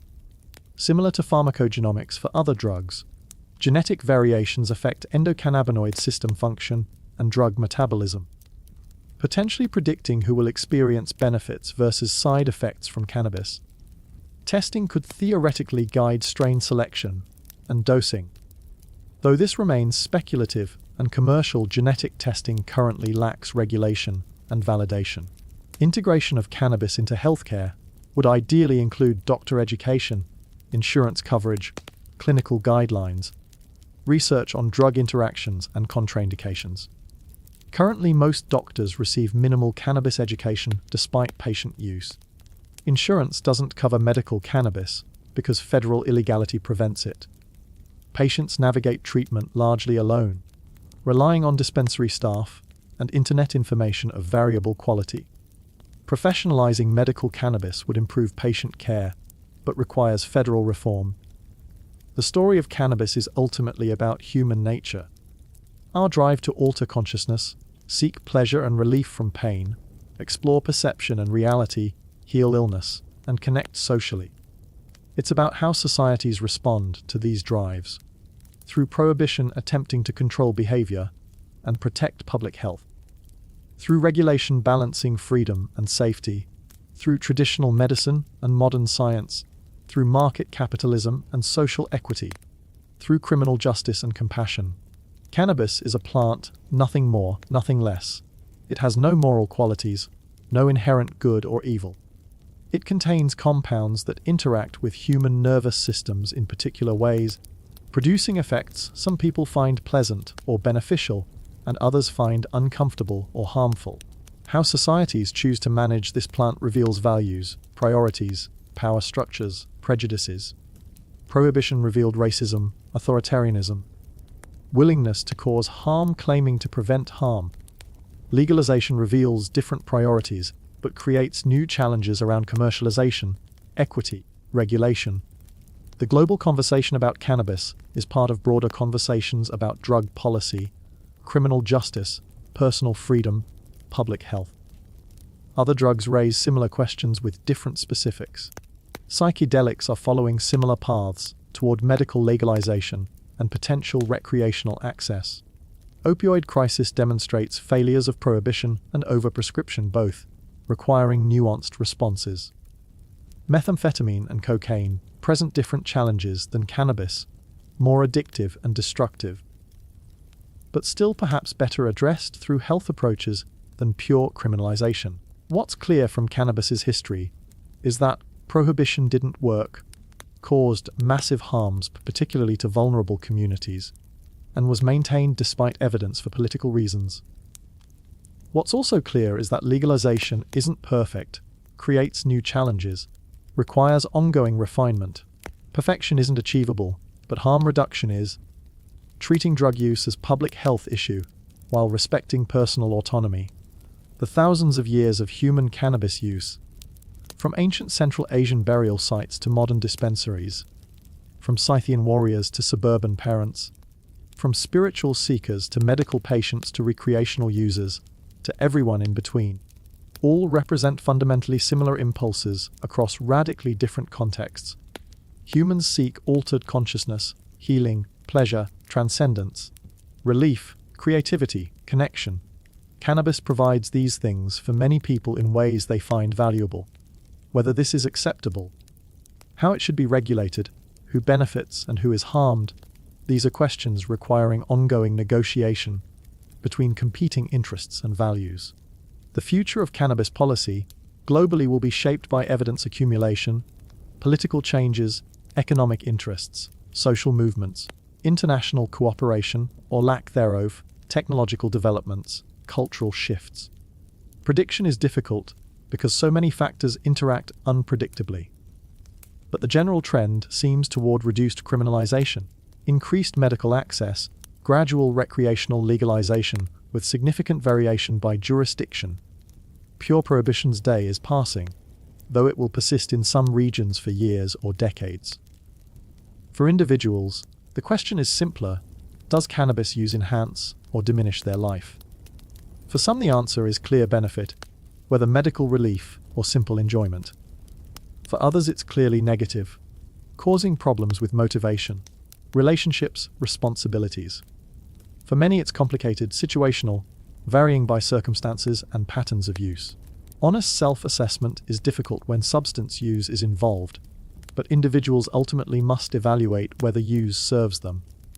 For society, the question is how to structure policy minimizing harms while respecting autonomy and delivering benefits of legalization including tax revenue, reduced incarceration, regulated product safety, destroyed black markets. Different societies will answer differently based on their values and circumstances. There's no one correct answer, but clearly prohibition wasn't it, as decades of failure, injustice, and accumulating evidence demonstrate. The plant itself doesn't care about any of this. It grows where conditions permit, producing flowers full of sticky trichomes loaded with cannabinoids and terpenes, carrying out its biological imperatives of growth, reproduction, survival. That humans find these compounds useful and pleasurable is evolutionary accident, coincidental fit between plant chemistry and human neurology. But this accident has shaped human cultures, created industries and policies, caused both suffering and joy, moved from sacred ritual to criminal prohibition to increasingly legal commerce. Looking at this full history, certain patterns emerge. Societies cycle between acceptance and prohibition of consciousness, altering substances. Moral panics drive policy more than evidence. Racism and social control motivate drug prohibition. Economic interests shape legalization. Humans persist in using substances despite legal status. Harm reduction works better than prohibition. Research is necessary for good policy, but often prohibited or restricted. Personal liberty and public health exist in constant tension. Commercial interests often overwhelm social justice intentions. Change happens slowly then suddenly. Cannabis's journey from ancient medicine and spiritual sacrament to prohibited evil weed to emerging legal commodity took thousands of years and involved countless people. Movements, scientific discoveries, policy changes, personal stories. It's not finished. The story continues writing itself through ongoing reforms, research, market developments, cultural shifts. Future historians will have their own perspectives on this era of transition, probably finding things to praise and criticize, recognizing progress while noting failures and missed opportunities. What matters now is addressing injustices from prohibition while implementing thoughtful legalization. Conducting research to understand risks and benefits, regulating to protect public health while respecting freedom, ensuring benefits reach communities harmed by prohibition, educating honestly about effects and risks, treating problematic use as health issue, ending incarceration for marijuana offenses, removing federal barriers to research and commerce, participating in global conversations about drug policy, staying open to evidence even when it conflicts with preferences or assumptions. The plant will keep growing, humans will keep using it, policies will keep evolving. The question is whether evolution moves toward greater justice, health, freedom, and evidence-based decision-making, or whether fear, control, and commercial exploitation dominate. The answer depends on sustained effort from advocates, researchers, policymakers, and ordinary people who recognize that current approaches can improve. Thousands of words into this history, and we've covered just a fraction of stories that could be told, just a sketch of complexity that cannabis's interaction with human societies encompasses. Every period, region, culture, individual has unique cannabis stories, some recorded, most lost to time.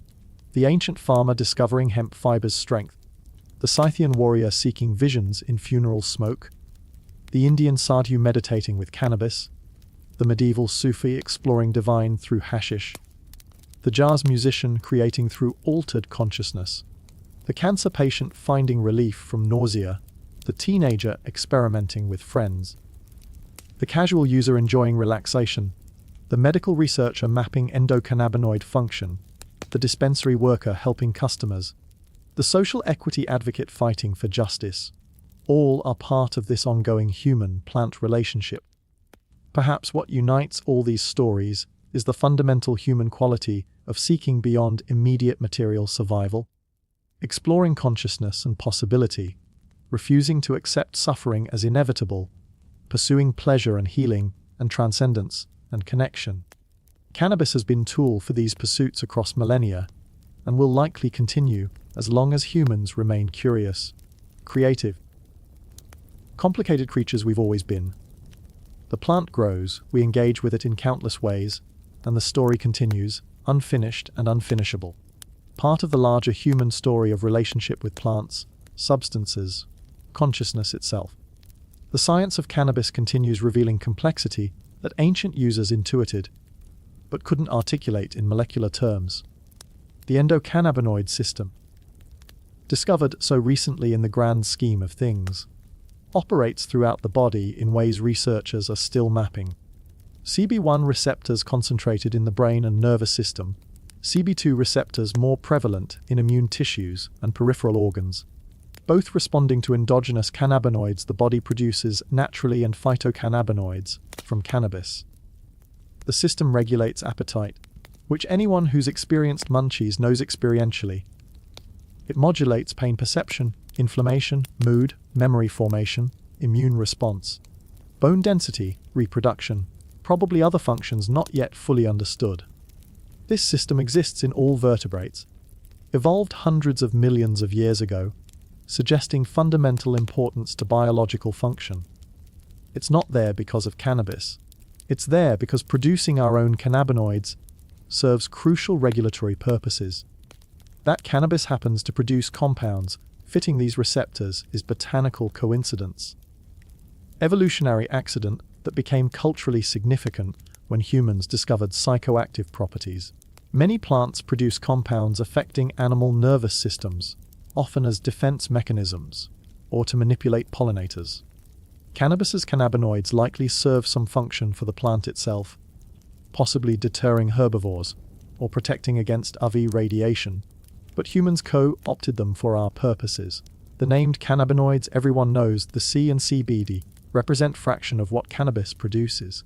The C, technically delta-9 tetrahydrocannabinol, is primarily responsible for cannabis's psychoactive effects, binding strongly to CB1 receptors in ways that alter neurotransmitter release. CBD, cannabidiol, doesn't produce intoxication, but has anxiolytic, anti-inflammatory, and potentially neuroprotective properties through mechanisms still being elucidated. It doesn't bind strongly to CB1 or CB2 receptors, but influences the endocannabinoid system indirectly, possibly by inhibiting enzymes that break down endogenous cannabinoids. But there's also the CV, tetrahydrocannabivarin, which is structurally similar to the C, but produces different effects, possibly suppressing appetite rather than stimulating it, potentially useful for weight management or diabetes. There's TBN, cannabinol, a degradation product of the C that's mildly psychoactive and possibly sedating, though research is limited. There's CB cannabigerol, a precursor to other cannabinoids that shows promise for inflammatory bowel disease and possibly cancer in preliminary research. There's CBC, cannabichromene, which may have anti-inflammatory and neurogenic properties. Dozens more exist in smaller quantities, each potentially with unique effects and therapeutic applications. Then there are terpenes, aromatic compounds giving different cannabis varieties distinct smells and potentially distinct effects. Myrcene, the most common terpene in many strains, has a musky, earthy scent and possibly sedative properties. Limonene, citrusy and uplifting, may have antidepressant and anxiolytic effects. Pinene, smelling like pine forests, potentially helps with alertness and memory. Linalool, floral like lavender, is calming and possibly anti-anxiety. Caryophyllene, spicy and peppery, is unique among terpenes in binding to CB2 receptors, making it technically a cannabinoid as well as a terpene. The entourage effect theory suggests these compounds work synergistically, whole plant extracts producing different effects than isolated compounds. CBD modulates the cis effects, potentially reducing anxiety or paranoia some people experience with the C cannabis. Terpenes may enhance or modify cannabinoid effects through various mechanisms. This makes cannabis pharmacologically complex. Not a single drug, but a mixture of dozens of bioactive compounds with overlapping and interacting effects. Pharmaceutical companies prefer single molecules because they're easier to standardize, patent, study, dose precisely. But many patients and users prefer whole plant products, believing they're more effective, natural, traditional. Research supporting or refuting entourage effect remains limited because studying whole plant medicines is methodologically challenging. Clinical trials typically test single compounds against placebos, controlling variables tightly. Studying whole plant extracts with variable compound ratios is messier scientifically.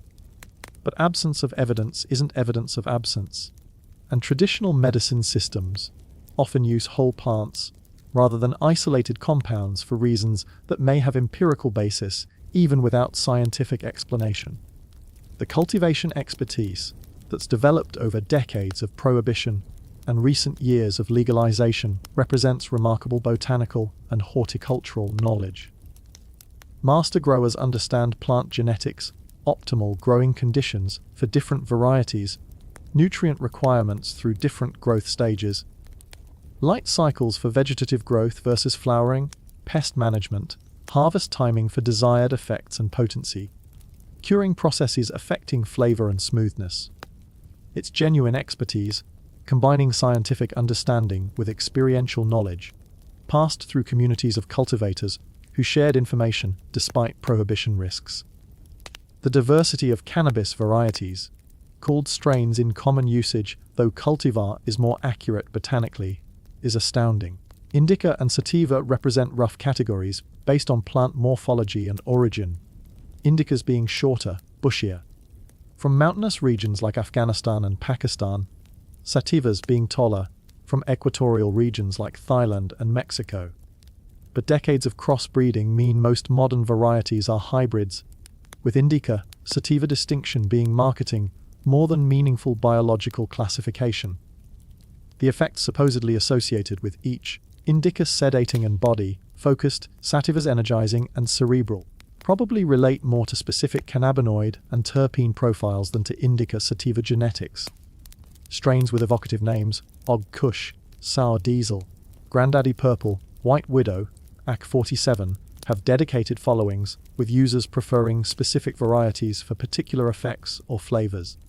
Some of this is placebo effect, expectation influencing experience, but some reflects real chemical differences. Laboratory testing can profile cannabinoid and terpene content, showing that varieties differ substantially in their chemical makeup. Whether these differences produce the specific effects users claim is still debated, with limited rigorous research but considerable anecdotal support. The art of consumption itself has evolved dramatically. Smoking remains common, whether in joints, pipes, bongs, or blunts. Each method provides slightly different experience, joints being portable and social, bongs cooling smoke through water filtration, pipes being simple and convenient. But smoking has obvious health concerns from combustion products, tar and carcinogens produced by burning plant material. Cannabis smoke is still smoke, less harmful than tobacco, because tobacco contains more carcinogens, and people typically smoke cigarettes more frequently than cannabis, but not harmless. Vaporization, heating cannabis to temperatures that release cannabinoids and terpenes without combustion, reduces harm by avoiding many combustion byproducts. Dry herb vaporizers heat flower directly. Concentrate vaporizers use extracted oils. Temperatures can be adjusted to release different compounds, with lower temperatures emphasizing flavor and specific terpenes. Higher temperatures producing more complete cannabinoid extraction. The vaping technology has advanced considerably, from early crude devices to sophisticated units with precise temperature control and efficient extraction. Edibles, mentioned earlier, provide entirely different pharmacokinetics. Ingested, the C is metabolized in the liver to 11-hydroxy. The E, which is more potent and crosses the blood-brain barrier more readily than delta-9, the C from smoking. This produces stronger, longer, lasting effects with delayed onset. The delay is crucial and frequently misunderstood. People eat an edible, feel nothing after 30 minutes, eat more. Then an hour later the initial dose hits, and they're overwhelmed. Proper edible use requires patience and respect for the delay, starting with low doses and waiting at least 2 hours before considering more. The variety of edible products is remarkable. Gummies, chocolates, cookies, brownies, beverages, capsules, tinctures, cooking oils, basically any food product can be infused. Some companies focus on precise dosing and consistent effects, others on gourmet quality, combining cannabis with fine chocolates or craft beverages. The market has matured from homemade brownies of unpredictable potency to sophisticated consumer products with laboratory testing and quality control. Topical application: applying cannabis-infused creams or balms to skin provides localized effects without systemic intoxication, because cannabinoids don't readily cross the skin barrier into bloodstream. Users report relief from muscle soreness, arthritis pain, skin conditions, though scientific evidence is mixed and more research is needed. Transdermal patches are different, designed to deliver cannabinoids through skin into bloodstream for systemic effects. Using penetration enhancers to cross the skin barrier, they provide steady dosing over hours, useful for chronic pain management. Suppositories, uncomfortable to discuss but medically relevant, allow rectal or vaginal administration. Absorption is rapid and bypasses first-pass liver metabolism, providing different effects than oral consumption. They're used for specific medical conditions, particularly by patients who can't consume orally or need rapid effects without smoking. It's a reminder that cannabis is medicine for many people, not just recreational substance, and medical use sometimes requires unsexy administration methods. The culture around cannabis consumption varies dramatically by context. Medicinal users treating serious illnesses, using cannabis as carefully as any medication, measuring doses and tracking effects. Casual social users passing joints at parties, using cannabis as social lubricant like alcohol. Solitary users incorporating cannabis into personal rituals, meditation, creative work, or evening relaxation. Athletes using it for recovery and pain management. Professionals microdosing for focus and anxiety management. Elderly users discovering cannabis after decades of prohibition propaganda. Each user population has different needs, preferences, patterns. Cannabis in spiritual and religious contexts continues for some users, continuing ancient traditions of cannabis as entheogen, substance producing religious or mystical experience. Rastafarian tradition holds cannabis as sacrament, used in reasoning sessions for meditation and discussion. Certain Hindu sects continue cannabis use in worship of Shiva. Modern psychonauts explore consciousness, using cannabis alongside other substances. Whether these spiritual experiences are genuine contact with divine or interesting neurochemistry is a philosophical question each person answers individually.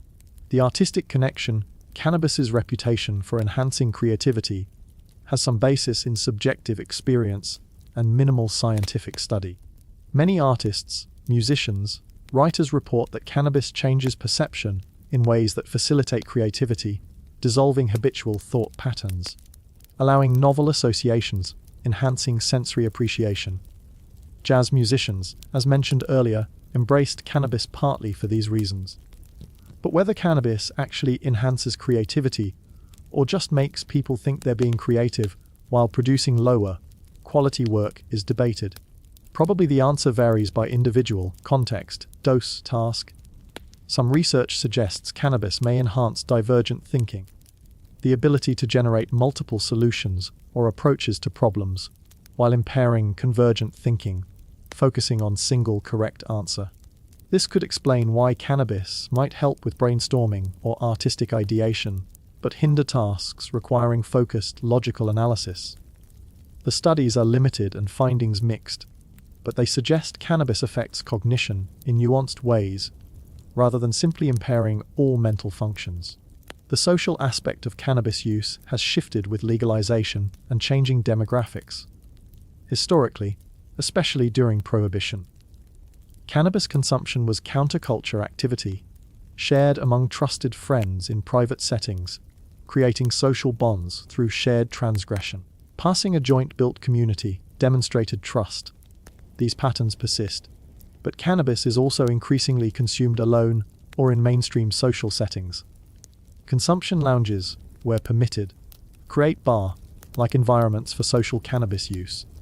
Some people consume before social activities like dining or concerts. Normalization changes dynamics from prohibited vice to ordinary leisure activity. But normalization also risks commercialization, overwhelming other values.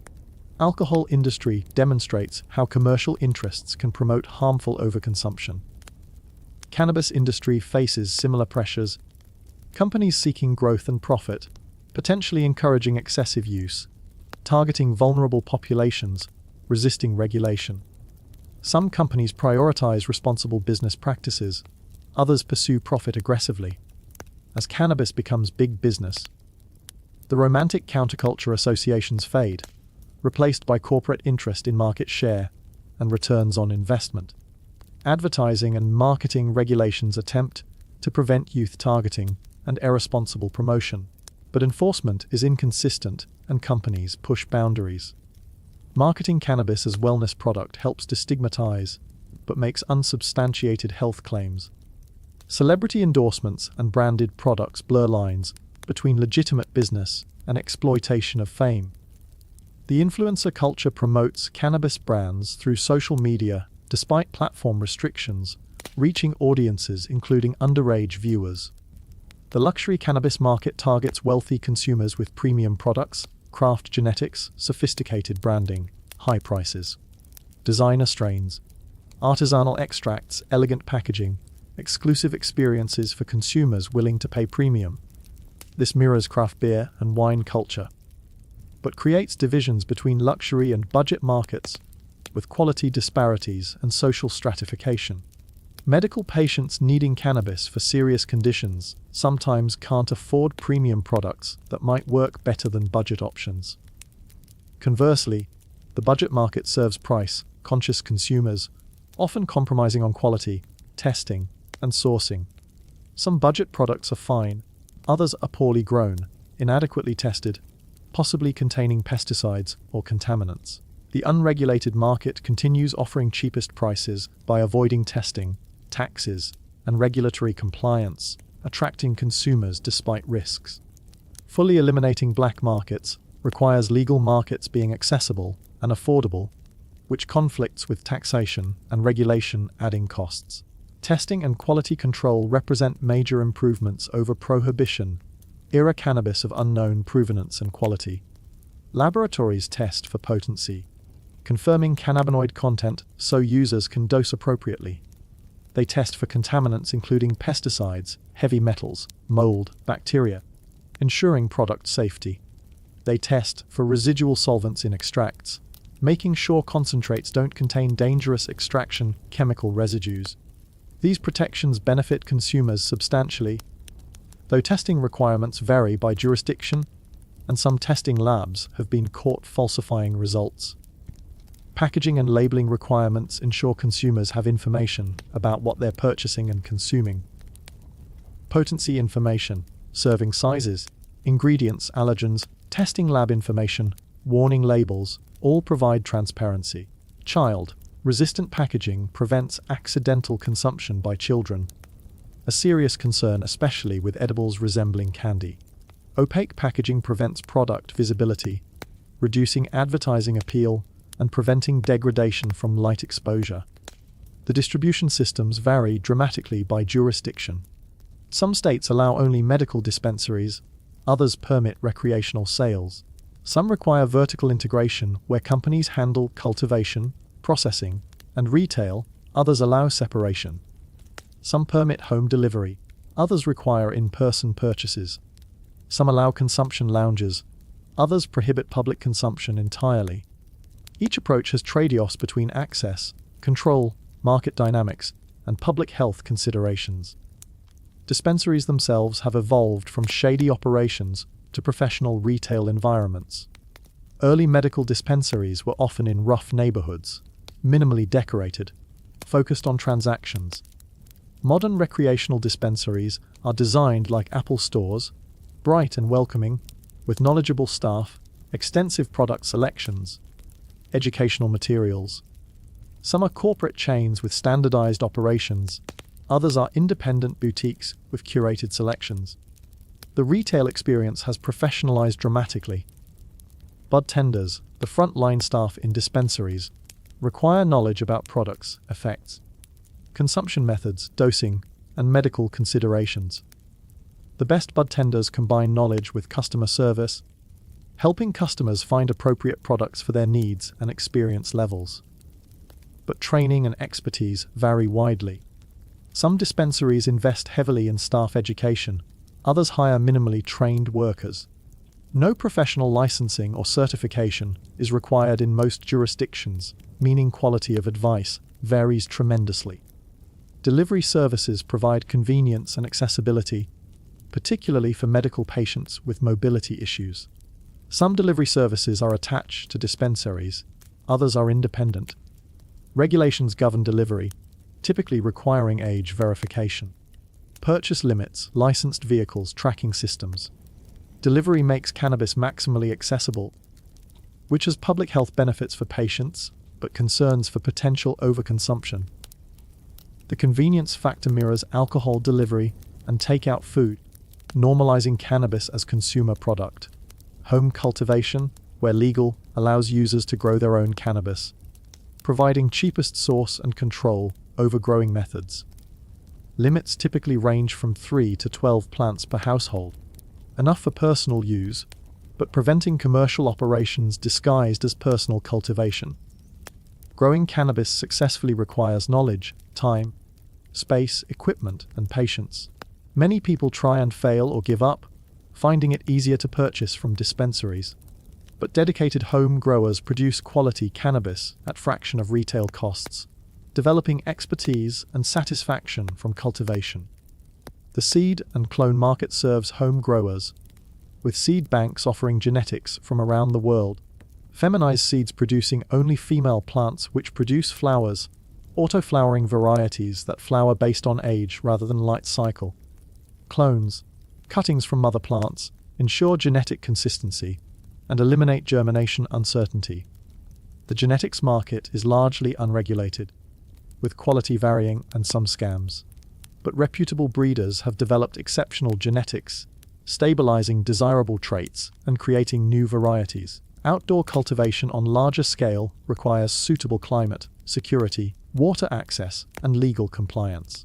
Northern California's Emerald Triangle has ideal conditions and decades of expertise, producing highly regarded outdoor cannabis.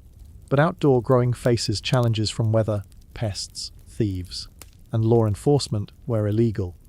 Environmental regulations increasingly restrict outdoor cultivation to protect watersheds and ecosystems from runoff and water diversion.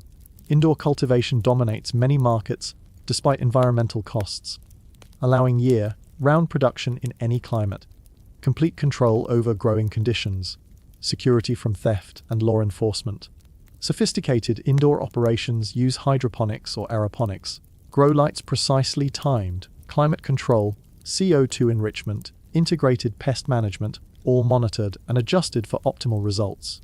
The technology involved is sophisticated, borrowed from other agricultural applications, and refined for cannabis specifically. Greenhouse cultivation combines outdoor and indoor benefits, using sunlight supplemented with artificial lighting. Natural ventilation with climate control backup, protection from weather and pests while utilizing free solar energy. Its middle ground approach, less energy intensive than pure indoor, more controlled than pure outdoor. Many commercial operations use greenhouses for efficiency and quality balance. The processing and extraction sector has become sophisticated industry itself. Trimming flower, removing leaves to present attractive buds, is labor-intensive work often done by hand by seasonal trimmers paid piece rate. Automated trimming machines exist, but many growers prefer hand trimming for quality. Extraction artists produce concentrates using various methods, each producing different products with different characteristics. Betaine hash oil extraction uses betaine as solvent, producing concentrates called shatter, wax, crumble, butter depending on consistency. The process is dangerous if done improperly because betaine is highly flammable. But professional operations use closed-loop systems safely. The resulting concentrates are potent, 70–90% these, with preserved terpenes creating flavorful products. CO2 extraction uses supercritical carbon dioxide as solvent, producing clean extracts without residual solvents, favored for vape, cartridges, and edibles. Rosin pressing uses heat, and pressure to extract cannabinoids and terpenes without solvents, producing clean concentrate that's essentially squeezed resin. It's simple enough for home production with specialized presses, appealing to consumers wanting solvent-free products. Yields are lower than solvent extraction, but product is clean and process is safe and simple. Ice water extraction, making bubble hash, uses ice water and agitation to separate trichomes from plant material, then filters through various sized screens to collect high-quality resin.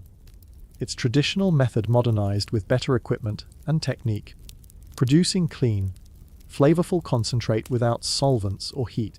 Hash making is ancient craft, modernized and refined to art form by dedicated artisans. Distillation purifies crude extracts, separating and collecting specific cannabinoids based on boiling points. The result is nearly pure the C or seaweed, flavorless and odorless, which can be formulated into products with specific potency and terpenes added back for flavor and effects. Distillate is perfect for edibles and cartridges, requiring precise dosing and neutral flavor. But stripping away all compounds except target cannabinoid loses entourage effect, creating products some users find less satisfying than full-spectrum extracts. Infusion into edibles requires fat-soluble cannabinoids to be incorporated into butter or oil, then mixed into recipes. Proper decarboxylation, heating to convert inactive THC into active THC, is necessary first. Homemade edibles are notoriously unpredictable in potency because mixing isn't perfectly uniform. But commercial producers use industrial mixing and testing to ensure consistency. The science of edibles production has advanced considerably from hippies baking brownies to professional kitchens producing precisely dosed products. The paraphernalia industry has evolved from head shops selling bongs and rolling papers to mainstream retailers offering sophisticated consumption devices. High-end vaporizers cost hundreds of dollars, featuring precision temperature control, smartphone apps, long-lasting batteries, efficient extraction. Artisanal glass pipes are functional art pieces, selling for thousands of dollars to collectors. Silicone products provide durability and easy cleaning. Grinders, storage containers, cleaning supplies, tools for every aspect of consumption are available in staggering variety. The ancillary businesses supporting cannabis industry are numerous and diverse.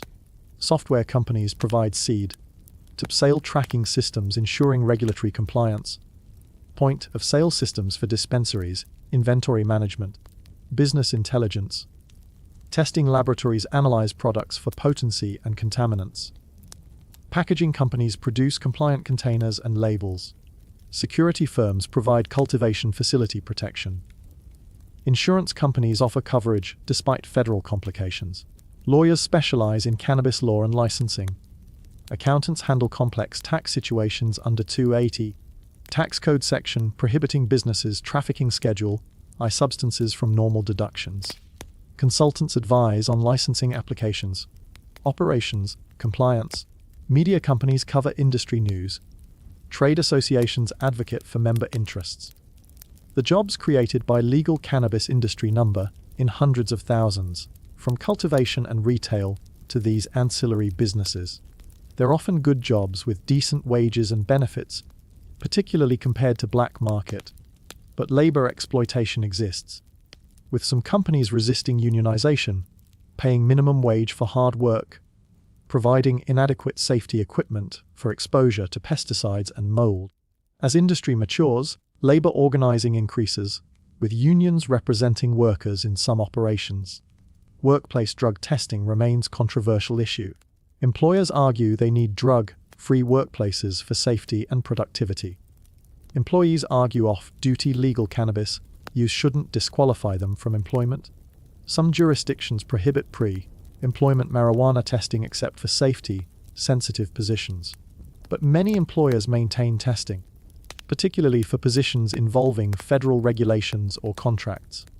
It's fundamentally unfair that alcohol use isn't tested because it clears the system quickly, while cannabis metabolites remain detectable long after effects end. Better impairment testing would be fairer, but hasn't been widely implemented. The intersection of cannabis and other substances creates complications and risks. Polysubstance use is common, people combining cannabis with alcohol, tobacco, or other drugs. Cannabis and alcohol together produce greater impairment than either alone, increasing accident risk. Cannabis can be laced with other drugs, particularly in illegal markets, creating unexpected effects and dangers. Fentanyl contamination of cannabis is rare, but has occurred, with potentially fatal results. This risk is essentially eliminated in tested legal markets, but remains concerning in illegal markets. Tobacco and cannabis are frequently combined, particularly in spliffs mixing the two, or in blunts using tobacco leaf wraps. This exposes cannabis users to nicotine addiction and tobacco's health risks. Many young people start smoking tobacco through cannabis use, creating nicotine dependence. Some jurisdictions ban flavored tobacco wraps to reduce youth appeal, but compliance is inconsistent. Synthetic cannabinoids, drugs like K2 and spice that bind to cannabinoid receptors, but have nothing to do with cannabis plant, represent serious danger. They're not cannabis, and shouldn't be confused with it, but media sometimes conflates them. Synthetic cannabinoids cause severe health effects including seizures, psychosis, kidney damage, even death. They emerged because cannabis was illegal, demonstrating how prohibition creates markets for more dangerous alternatives. As cannabis legalization spreads, synthetic cannabinoid use has declined, showing that legalization reduces some drug harms. Drug interactions between cannabis and pharmaceuticals deserve more research and attention. Cannabis can interact with blood thinners, antidepressants, sedatives, and other medications, either enhancing or reducing effects. Most doctors receive minimal education about cannabis, leaving patients to navigate interactions themselves or avoid mentioning cannabis used to doctors. Better medical education and research would allow safer integration of cannabis with conventional medicine. Pregnancy and breastfeeding represent situations where cannabis use is clearly inadvisable. This crosses the placenta and is present in breast milk, potentially affecting fetal and infant brain development. Research is limited, but suggests associations between prenatal cannabis exposure and lower birth weight developmental effects. Pregnant and breastfeeding people should avoid cannabis, though some use it for nausea or anxiety, making risk-benefit calculations complicated. Clear medical guidance would help, but research restrictions limit evidence available. Elderly users represent fast-growing demographic, discovering or returning to cannabis for pain management, sleep, anxiety, appetite stimulation. Older adults often respond well to cannabis for these purposes, sometimes reducing or eliminating pharmaceutical medications with worse side effects. But elderly users are more sensitive to effects and more likely to take medications that might interact. They need careful dosing guidance and medical oversight, which often isn't available due to doctor knowledge gaps. Pediatric medical cannabis use is most controversial. Some children with severe epilepsy benefit dramatically from CBD-rich cannabis, reducing seizure frequency and severity when pharmaceuticals fail. Charlotte's Web, a famous CBD strain, was developed for Charlotte Figge, a child with Dravet syndrome whose seizures were controlled by cannabis after all else failed. Her story drove CBD legitimacy and acceptance, but giving children psychoactive substances raises obvious concerns, requiring careful medical supervision, clear evidence of benefit, and absence of better alternatives. The autism community has some members using cannabis for symptom management, particularly anxiety and sensory issues, with mixed reports of effectiveness. Research is extremely limited, making evidence-based recommendations impossible. Some parents desperate for anything helping their children try cannabis despite lack of evidence. This highlights need for better pediatric research. But studying cannabis in children faces enormous ethical and regulatory hurdles. Veterans represent another important medical cannabis population. Many veterans find cannabis helpful for PTSD, chronic pain from injuries, sleep disturbances, transitioning off opioids. But Veterans Administration hospitals can't prescribe or recommend cannabis due to federal prohibition. forcing veterans to navigate state medical programs independently and pay out of pocket. Veterans advocacy groups push for VAR cannabis access, arguing that many veterans benefit and that federal policy is harming those who served. But progress is slow against institutional resistance and federal law. The opioid crisis and cannabis's role is complex and sometimes oversimplified. Some research suggests medical cannabis availability correlates with reduced opioid prescribing and overdose deaths in some analyses. Though other studies find no effect, cannabis is far safer than opioids, not causing respiratory depression that makes opioid overdoses fatal. People use cannabis to manage pain instead of or alongside opioids, sometimes successfully reducing or eliminating opioid use. But cannabis isn't equivalent to opioids for severe pain, and it's not cure for opioid addiction. It may help some people, but overselling it as opioid solution is irresponsible. Addiction treatment professionals have varying views on cannabis. 12-step programs like Narcotics Anonymous traditionally require complete abstinence from all substances, considering cannabis use to be relapse, even if someone was never addicted to cannabis. Some addiction treatment follows this abstinence-only model. But harm reduction approaches recognize that cannabis is less harmful than many substances, and if someone switches from methamphetamine or heroin to cannabis, that's progress even if abstinence is ideal. The debate reflects larger split in addiction treatment between abstinence and harm reduction philosophies. Cannabis use disorder exists in diagnostic manuals with specific criteria, including using more than intended, unsuccessful efforts to cut down, continuing use despite problems, tolerance, withdrawal. By these criteria, some regular cannabis users meet diagnostic thresholds. But whether this represents true disorder or over-medicalizing normal behavior is debated. Some people do struggle with cannabis use, experiencing negative consequences but difficulty stopping. They deserve support and treatment.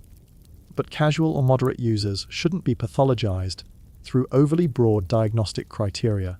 Withdrawal from chronic heavy cannabis use is real though rarely severe, involving irritability, insomnia, anxiety, decreased appetite, lasting days to weeks. It's uncomfortable but not dangerous like alcohol or benzodiazepine withdrawal, which can be life-threatening. Some people find it difficult enough to prevent quitting. Others quit easily despite daily use. Individual variation in withdrawal severity probably reflects genetic factors, usage patterns, psychological factors. Tolerance develops with regular use, requiring more cannabis to achieve similar effects. This creates escalating consumption patterns for some users, potentially leading to problematic use. Tolerance breaks, stopping use temporarily to reset tolerance, are common practice among experienced users. Tolerance demonstrates that cannabis affects the brain in measurable ways, neuroadaptation occurring with repeated exposure. The gateway drug theory, claiming cannabis use leads to harder drug use, has been thoroughly debunked by research. Most cannabis users never use harder drugs. Correlation between cannabis and harder drug use reflects common risk factors, and the illegal market exposing cannabis users to dealers selling other drugs. Legalization breaks this connection, with dispensary customers having no exposure to illegal drug markets. The theory was always more drug war propaganda than science. Recovery communities are wrestling with cannabis legalization and medical cannabis. Someone recovering from alcohol or other drug addiction might use cannabis without triggering relapse to their drug of choice. Or cannabis use might undermine recovery, leading to resumed use of other substances. The answer probably varies by individual. Rigid rules help some people, while flexibility serves others better. Recovery should support what works for individuals rather than enforcing one-size-fits-all dogma. The criminal justice legacy of prohibition continues affecting millions. People with marijuana convictions face ongoing consequences long after completing sentences. Criminal records creating barriers to employment, housing, education, professional licensing, gun ownership, voting rights in some states. Automatic expungement is justice, but implementation is slow, and many jurisdictions require individual petitions that most affected people never complete due to complexity and costs. Currently incarcerated people serving marijuana sentences, sometimes life sentences for non-violent offences under mandatory minimums and 3 strikes laws, represent ongoing injustice. As legalization spreads and others profit from legal cannabis, people remain imprisoned for the same conduct. Resentencing and early release should be automatic for marijuana offences, but prosecutors and governors resist, citing technical legal arguments that ignore fundamental injustice. The racial disparities in marijuana enforcement persist even in some legal states. Black Americans in some cities continue being arrested at higher rates than whites despite legalization, often for public consumption or operating without license. Police still use marijuana odor as justification for searches despite legalization, particularly in vehicles. Legalization hasn't eliminated racial disparities in cannabis-related criminal justice contact, requiring ongoing attention to enforcement practices and police behavior. Collateral consequences of marijuana prohibition extend beyond criminal justice to families disrupted, communities destabilized, international relations strained, resources wasted, lives constrained. Decades of prohibition cost hundreds of billions in enforcement while generating no public health benefits and considerable harms. This isn't hindsight bias. Evidence that prohibition was counterproductive accumulated for decades while policies continued for political reasons. The failure was predictable and predicted by many advocates who were ignored. International drug policy is slowly shifting, but prohibition remains entrenched in many countries. Southeast Asia maintains harsh cannabis laws, with death penalties for trafficking in some countries. Middle Eastern countries similarly have severe penalties. Singapore executes drug traffickers. In these contexts, cannabis reform seems distant despite global trends. But even conservative countries are beginning to question whether harsh penalties serve purposes or whether alternative approaches might be more effective. The United Nations increasingly acknowledges that member states have sovereignty over drug policy and that human rights should guide policy rather than pure prohibition. This represents a significant shift from decades of unagencies pushing prohibition globally. But change is slow, and many countries maintain prohibitionist policies, sometimes citing international obligations as justification, even as those obligations are being reinterpreted. Looking forward, several scenarios seem possible for cannabis policy evolution. Optimistically, federal prohibition ends in the United States. Research restrictions ease, allowing proper study. International prohibition collapses as more countries legalize. Social equity is prioritized, ensuring communities harmed by prohibition benefit from legalization. Cannabis becomes normalized as less harmful than alcohol for most users. Pessimistically, corporate capture of cannabis industry leads to exploitative marketing and problematic use patterns. Legalization stalls or reverses in some jurisdictions due to implementation problems or backlash. Social equity programs fail, leaving prohibition's victims behind while wealthy profit. International coordination falters, creating regulatory chaos and smuggling opportunities. Research remains inadequate, leaving important questions unanswered. Reality will likely fall between these extremes. Messy and complicated, like all policy areas involving competing interests and values. Some jurisdictions will implement thoughtful, equity-focused legalization. Others will create corporate-dominated markets with minimal social benefits. Some will maintain prohibition despite mounting evidence of failure. Progress won't be linear or universal, but the overall trajectory seems toward reduced criminalization and increased acceptance. Because prohibition's failures are too obvious, and the benefits of regulation too apparent to ignore indefinitely. The scientific understanding of cannabis will continue advancing as research restrictions ease. We'll better understand which conditions benefit from cannabis treatment, optimal dosing, and administration methods, genetic factors affecting individual responses, long-term health impacts both positive and negative, developmental effects of adolescent use, Cognitive impacts of heavy use, the mechanisms by which cannabinoids produce therapeutic and psychoactive effects. This knowledge will enable better medical use and more informed personal decisions. Pharmaceutical development will produce new cannabinoid-based medications, synthetic analogues with improved properties, targeted compounds for specific conditions. These will exist alongside whole plant cannabis, serving different needs and preferences. Some patients will prefer pharmaceutical standardization and insurance coverage, others will prefer plant medicine and traditional approaches. Both can coexist, offering options rather than forcing single approach.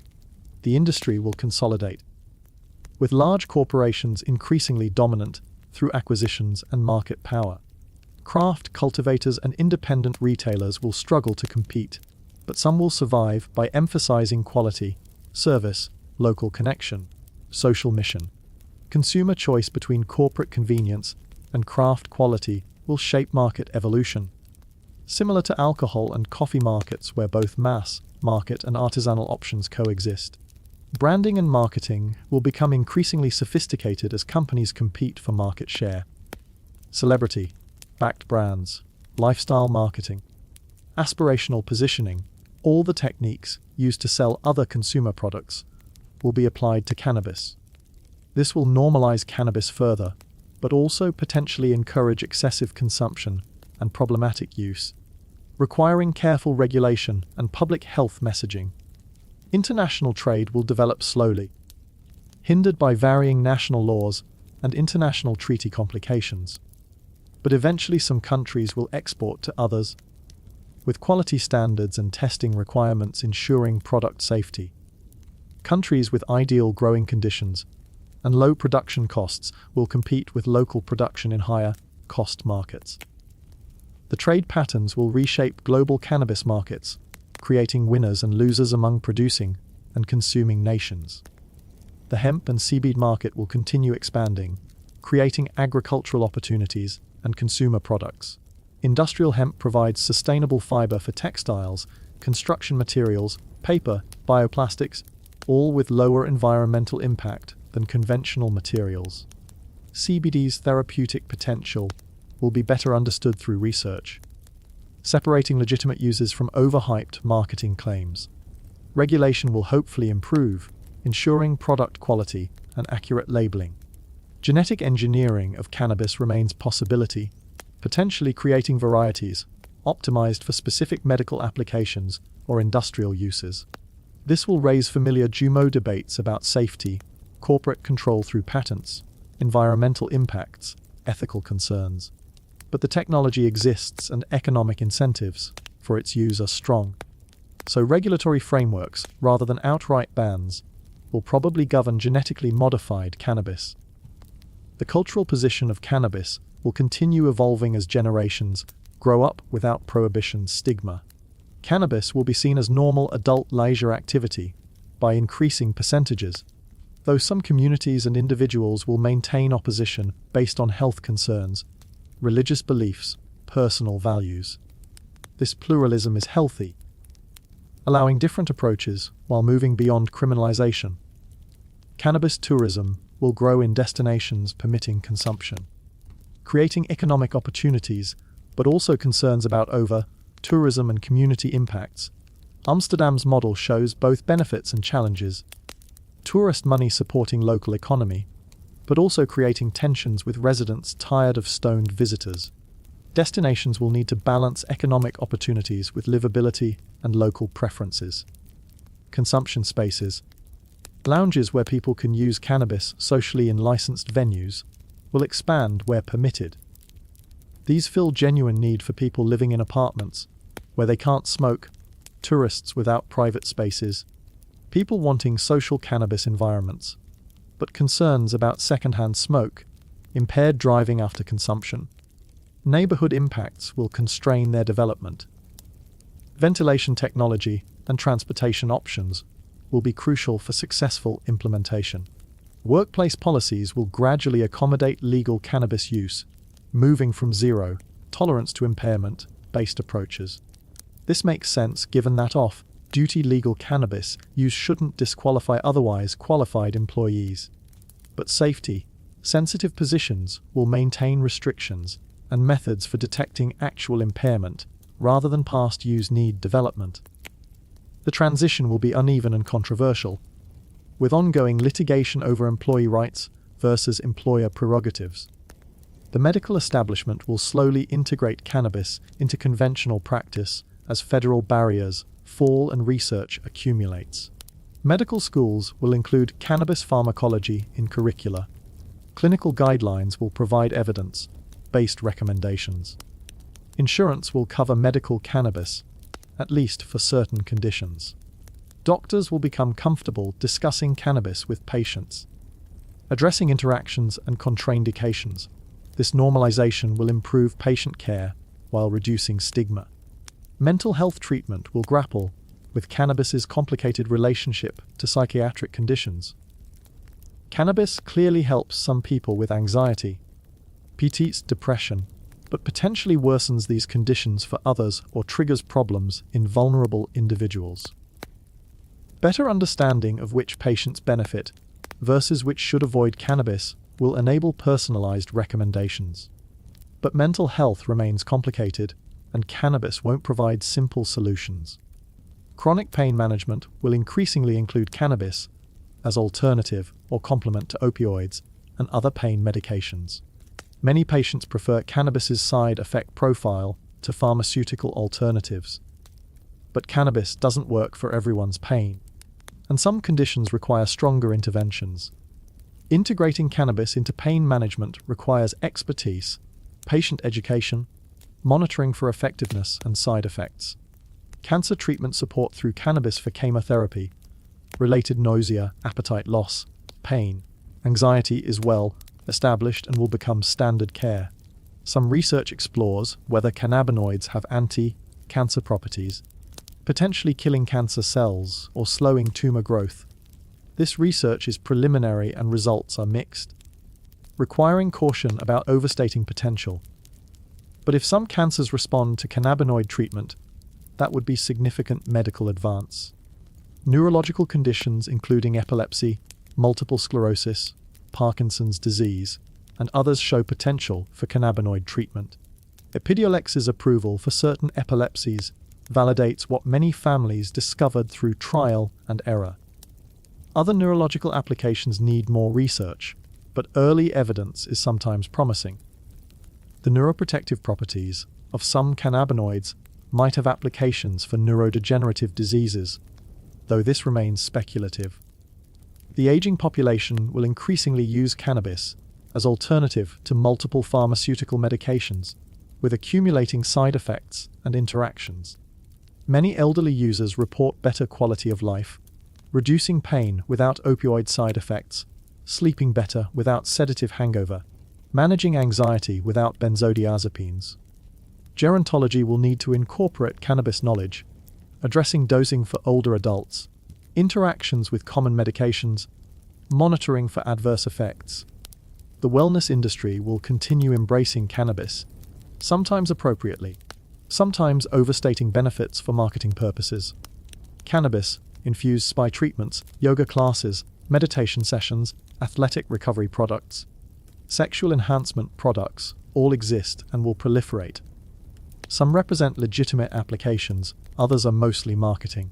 Consumer skepticism and regulatory oversight are both necessary. Athletics and cannabis are reconciling slowly.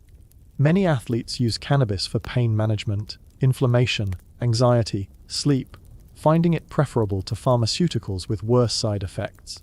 But sports organizations have traditionally prohibited cannabis, suspending athletes who test positive.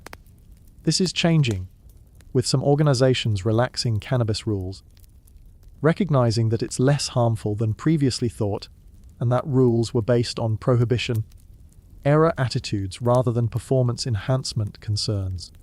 Extreme sports and cannabis have long relationship, with participants finding cannabis enhances enjoyment and manages stress, while not significantly impairing physical performance for many activities.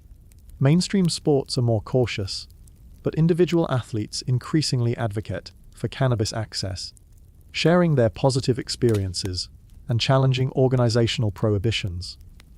The pharmaceutical industry will adapt to cannabis reality. Some companies fighting legalization to protect markets, others developing cannabis products to capture opportunities. The tension between whole, plant medicine and pharmaceutical approach will continue, with both having legitimate roles. Patients deserve access to both options, choosing based on their needs, preferences, insurance coverage, medical guidance. The alcohol industry faces potential competition from cannabis as substitute intoxicant.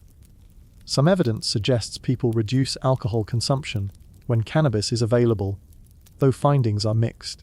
Cannabis is arguably safer than alcohol for most users, lacking alcohol's toxicity, addiction potential, hangover, aggression enhancement. If significant numbers switch from alcohol to cannabis, that would benefit public health. But alcohol has cultural entrenchment and powerful industry, so displacement would be gradual at most. The tobacco industry has interest in cannabis given expertise in plant products, addiction science, regulatory navigation, distribution networks. Some tobacco companies have invested in cannabis ventures, positioning for potential federal legalization. This worries public health advocates who remember tobacco industry's history of deception and harm. Cannabis industry should learn from tobacco's mistakes rather than repeating them.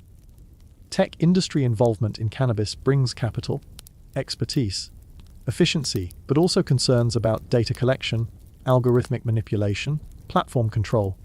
Cannabis e-commerce platforms collect user data, potentially valuable for marketing or problematic for privacy. Delivery apps control customer relationships and take commission cuts. Point-of-sale systems know everything about purchasing patterns. Data privacy protections appropriate for cannabis, where purchases reveal personal information about health conditions, preferences, consumption patterns. Cannabis and cryptocurrency intersect because federal prohibition creates banking problems. Some cannabis businesses use cryptocurrency for payments, avoiding cash-only operations. Crypto advocates tout decentralization as solution to federal banking restrictions. But cryptocurrency volatility, regulatory uncertainty, technical barriers, and criminal use concerns make it a problematic solution. Federal banking reform would be far better approach. Environmental sustainability of cannabis cultivation needs continued attention. Indoor growing's energy consumption, outdoor growing's water use, pesticide application, plastic packaging waste all create environmental impacts. Sustainable practices including organic cultivation, renewable energy, water recycling, biodegradable packaging should be encouraged through regulation and consumer preference. Some companies prioritize sustainability, others minimize costs regardless of environmental consequences. Carbon taxes on energy-intensive indoor cultivation would incentivize efficiency improvements and renewable energy use. Water pricing reflecting true scarcity would encourage conservation. Pesticide restrictions would protect ecosystems and consumers. Environmental regulations shouldn't be so burdensome that they drive business to illegal markets, but they should ensure cannabis industry isn't causing unacceptable environmental damage. Social consumption patterns will keep evolving with normalization. Family dinners where cannabis is openly consumed alongside, or instead of alcohol, parents discussing use with children honestly. Multi-generational households, including cannabis users and non-users negotiating coexistence. Workplace social events where some consume cannabis while others abstain. These scenarios require development of social norms around cannabis etiquette, second-hand smoke consideration, impairment acknowledgement, respect for others' choices. Driving laws and enforcement will hopefully improve beyond current inadequate approaches. Better roadside testing for actual impairment rather than presence of metabolites. Officer training to recognize cannabis impairment specifically. Data collection on cannabis, impaired driving to inform policy. Penalties appropriately calibrated to harm caused rather than one size fits all approaches. These improvements require investment and research, but are necessary for fair and effective impaired driving enforcement. Public consumption laws vary dramatically, some allowing it in designated areas, others prohibiting any public use. Finding balance between personal freedom and public space considerations is challenging. Smoking bans in public spaces apply to cannabis, as they do to tobacco in most places, but edibles don't produce second-hand smoke, raising questions about whether prohibiting non-smoking consumption in public makes sense. Enforcement is often selective and complaint-driven, creating potential for discriminatory application. The insurance industry faces cannabis complications. Life insurance companies sometimes deny coverage or charge higher premiums for cannabis users, treating it like tobacco use despite different risk profiles. Health insurance doesn't cover medical cannabis due to federal prohibition. Property insurance for cultivation facilities can be expensive due to fire and theft risks. Auto insurance struggles with impaired driving assessment. As cannabis normalizes, insurance approaches will need refinement based on actual risk data rather than prohibition-era assumptions. Professional licensing in law, medicine, other regulated professions sometimes prohibits or disciplines cannabis use, even legal medical use. This creates unfair barriers for qualified professionals. Licensing boards should focus on actual impairment or misconduct rather than legal substance use that doesn't affect professional performance. But change is slow, and many boards maintain restrictive policies. Foster care and child welfare systems sometimes remove children from homes solely because parents use legal cannabis, even medical cannabis. This causes tremendous harm to families based on outdated prejudices rather than actual child welfare concerns. Parallel situations with alcohol use wouldn't trigger removal absent other problems. Systems need updated policies recognizing that legal cannabis use doesn't inherently make someone unfit parent, while still addressing genuine neglect or impairment. Addiction treatment needs cannabis-specific approaches rather than applying models developed for other substances. Motivational interviewing, cognitive behavioral therapy, contingency management all have evidence for cannabis use disorder treatment, but access to cannabis-specific treatment is limited in many areas.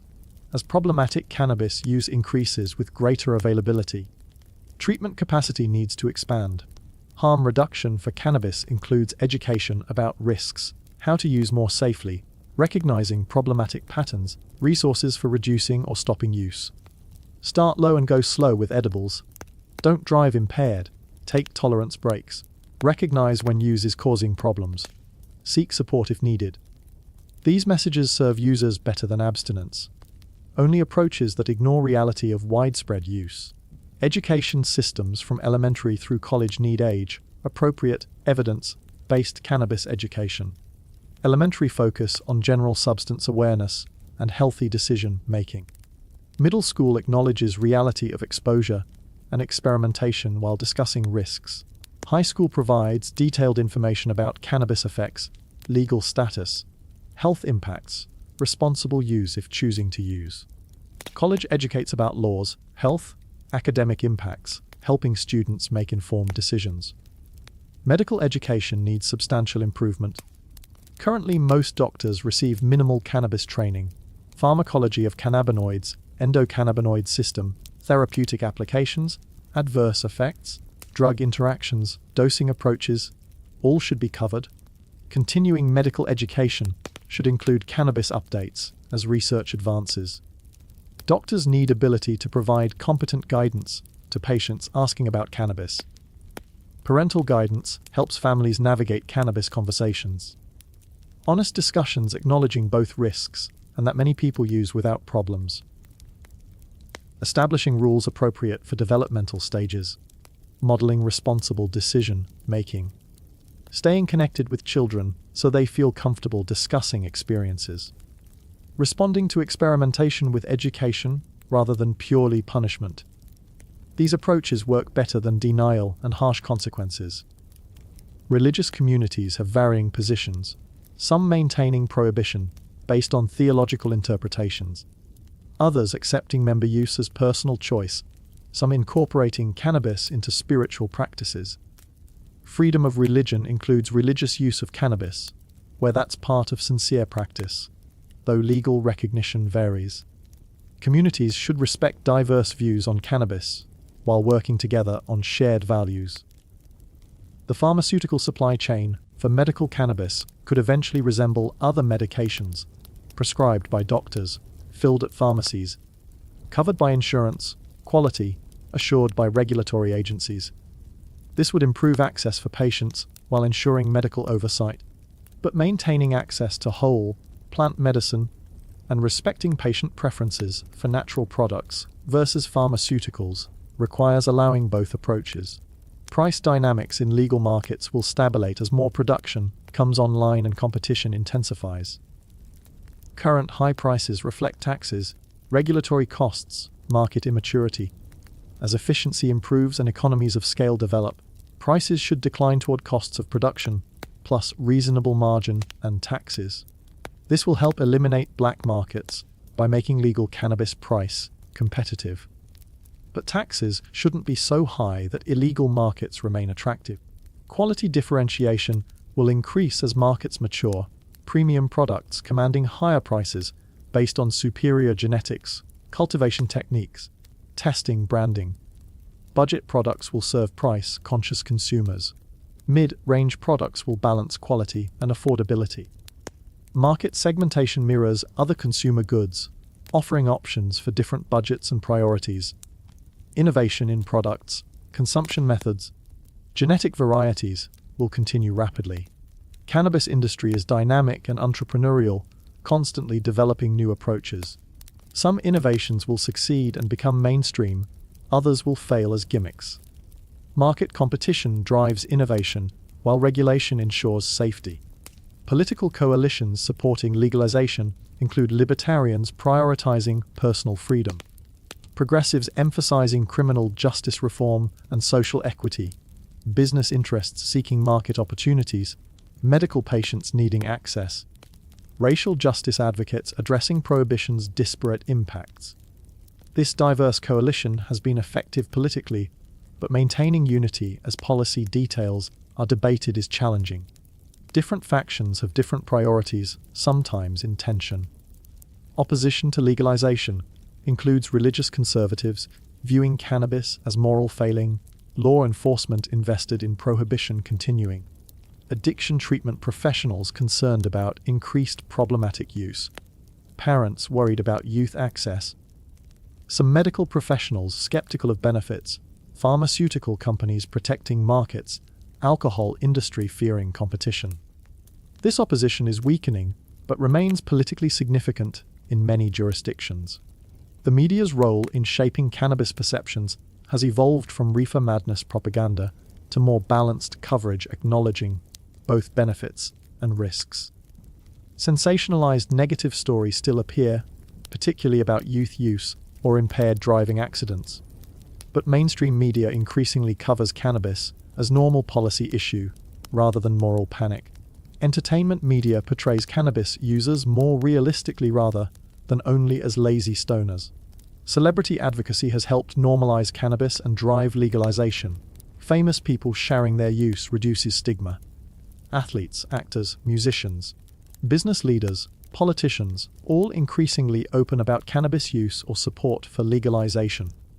This visibility helps shift public opinion by showing successful people use cannabis without fitting stereotypes. The linguistic shift from marijuana to cannabis reflects destigmatization, marijuana being racialized term from prohibition era, cannabis being neutral scientific name.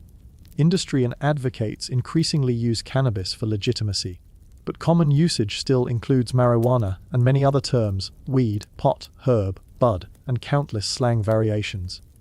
Language evolves with changing attitudes. The generational divide on cannabis attitudes is stark. Younger generations overwhelmingly support legalization, while older generations are more divided. As demographics shift through aging and replacement, support will likely increase. But generational generalizations miss individual variation. Many older people support legalization, while some young people oppose it. Attitudes correlate with personal experience, knowledge, political ideology, religiosity, and many other factors beyond just age. Global inequality affects cannabis policy. Wealthy countries can afford sophisticated regulatory systems and social equity programs. Poor countries face more pressing priorities and may maintain prohibition despite its ineffectiveness. International development implications include whether cannabis legalization helps or harms developing countries. Opportunities for agricultural exports versus risks of commercialization undermining local markets. The archive of prohibition experiences should inform current policy, not repeating mistakes, but also acknowledging that some caution is warranted. Cannabis is not harmless for everyone. Some people experience negative effects. Problematic use occurs. Youth access needs prevention. These legitimate concerns don't justify prohibition, but do require thoughtful regulation, education, monitoring, willingness to adjust policies based on outcomes. The cannabis story continues unfolding, not toward inevitable destination, but through ongoing negotiation among competing interests, values, evidence, traditions, innovations, profits, principles. Each jurisdiction writing its own chapter while learning from others. Each person making individual decisions about use or abstinence. Each family navigating conversations. Each community establishing norms. Each business choosing between responsibility and profit maximization. Each researcher pursuing knowledge despite obstacles. Each advocate fighting for justice. Each person incarcerated for cannabis offenses, representing ongoing failure requiring remedy. From ancient burial sites to modern dispensaries, from medicine to recreation to spirituality, to commerce to crime to civil rights to public health, cannabis remains what it always was. A plant producing compounds humans find useful and enjoyable. Now finally emerging from prohibition into regulation that's imperfect but improvable. The plant grows, humans engage with it countless ways, society structure that engagement through laws and norms, and the story continues, unfinished, evolving, complicated, important, human. Not ending with resolution, but continuing forward into uncertainty, toward possibilities both promising and concerning, requiring wisdom, compassion, justice, evidence, and humility to navigate well.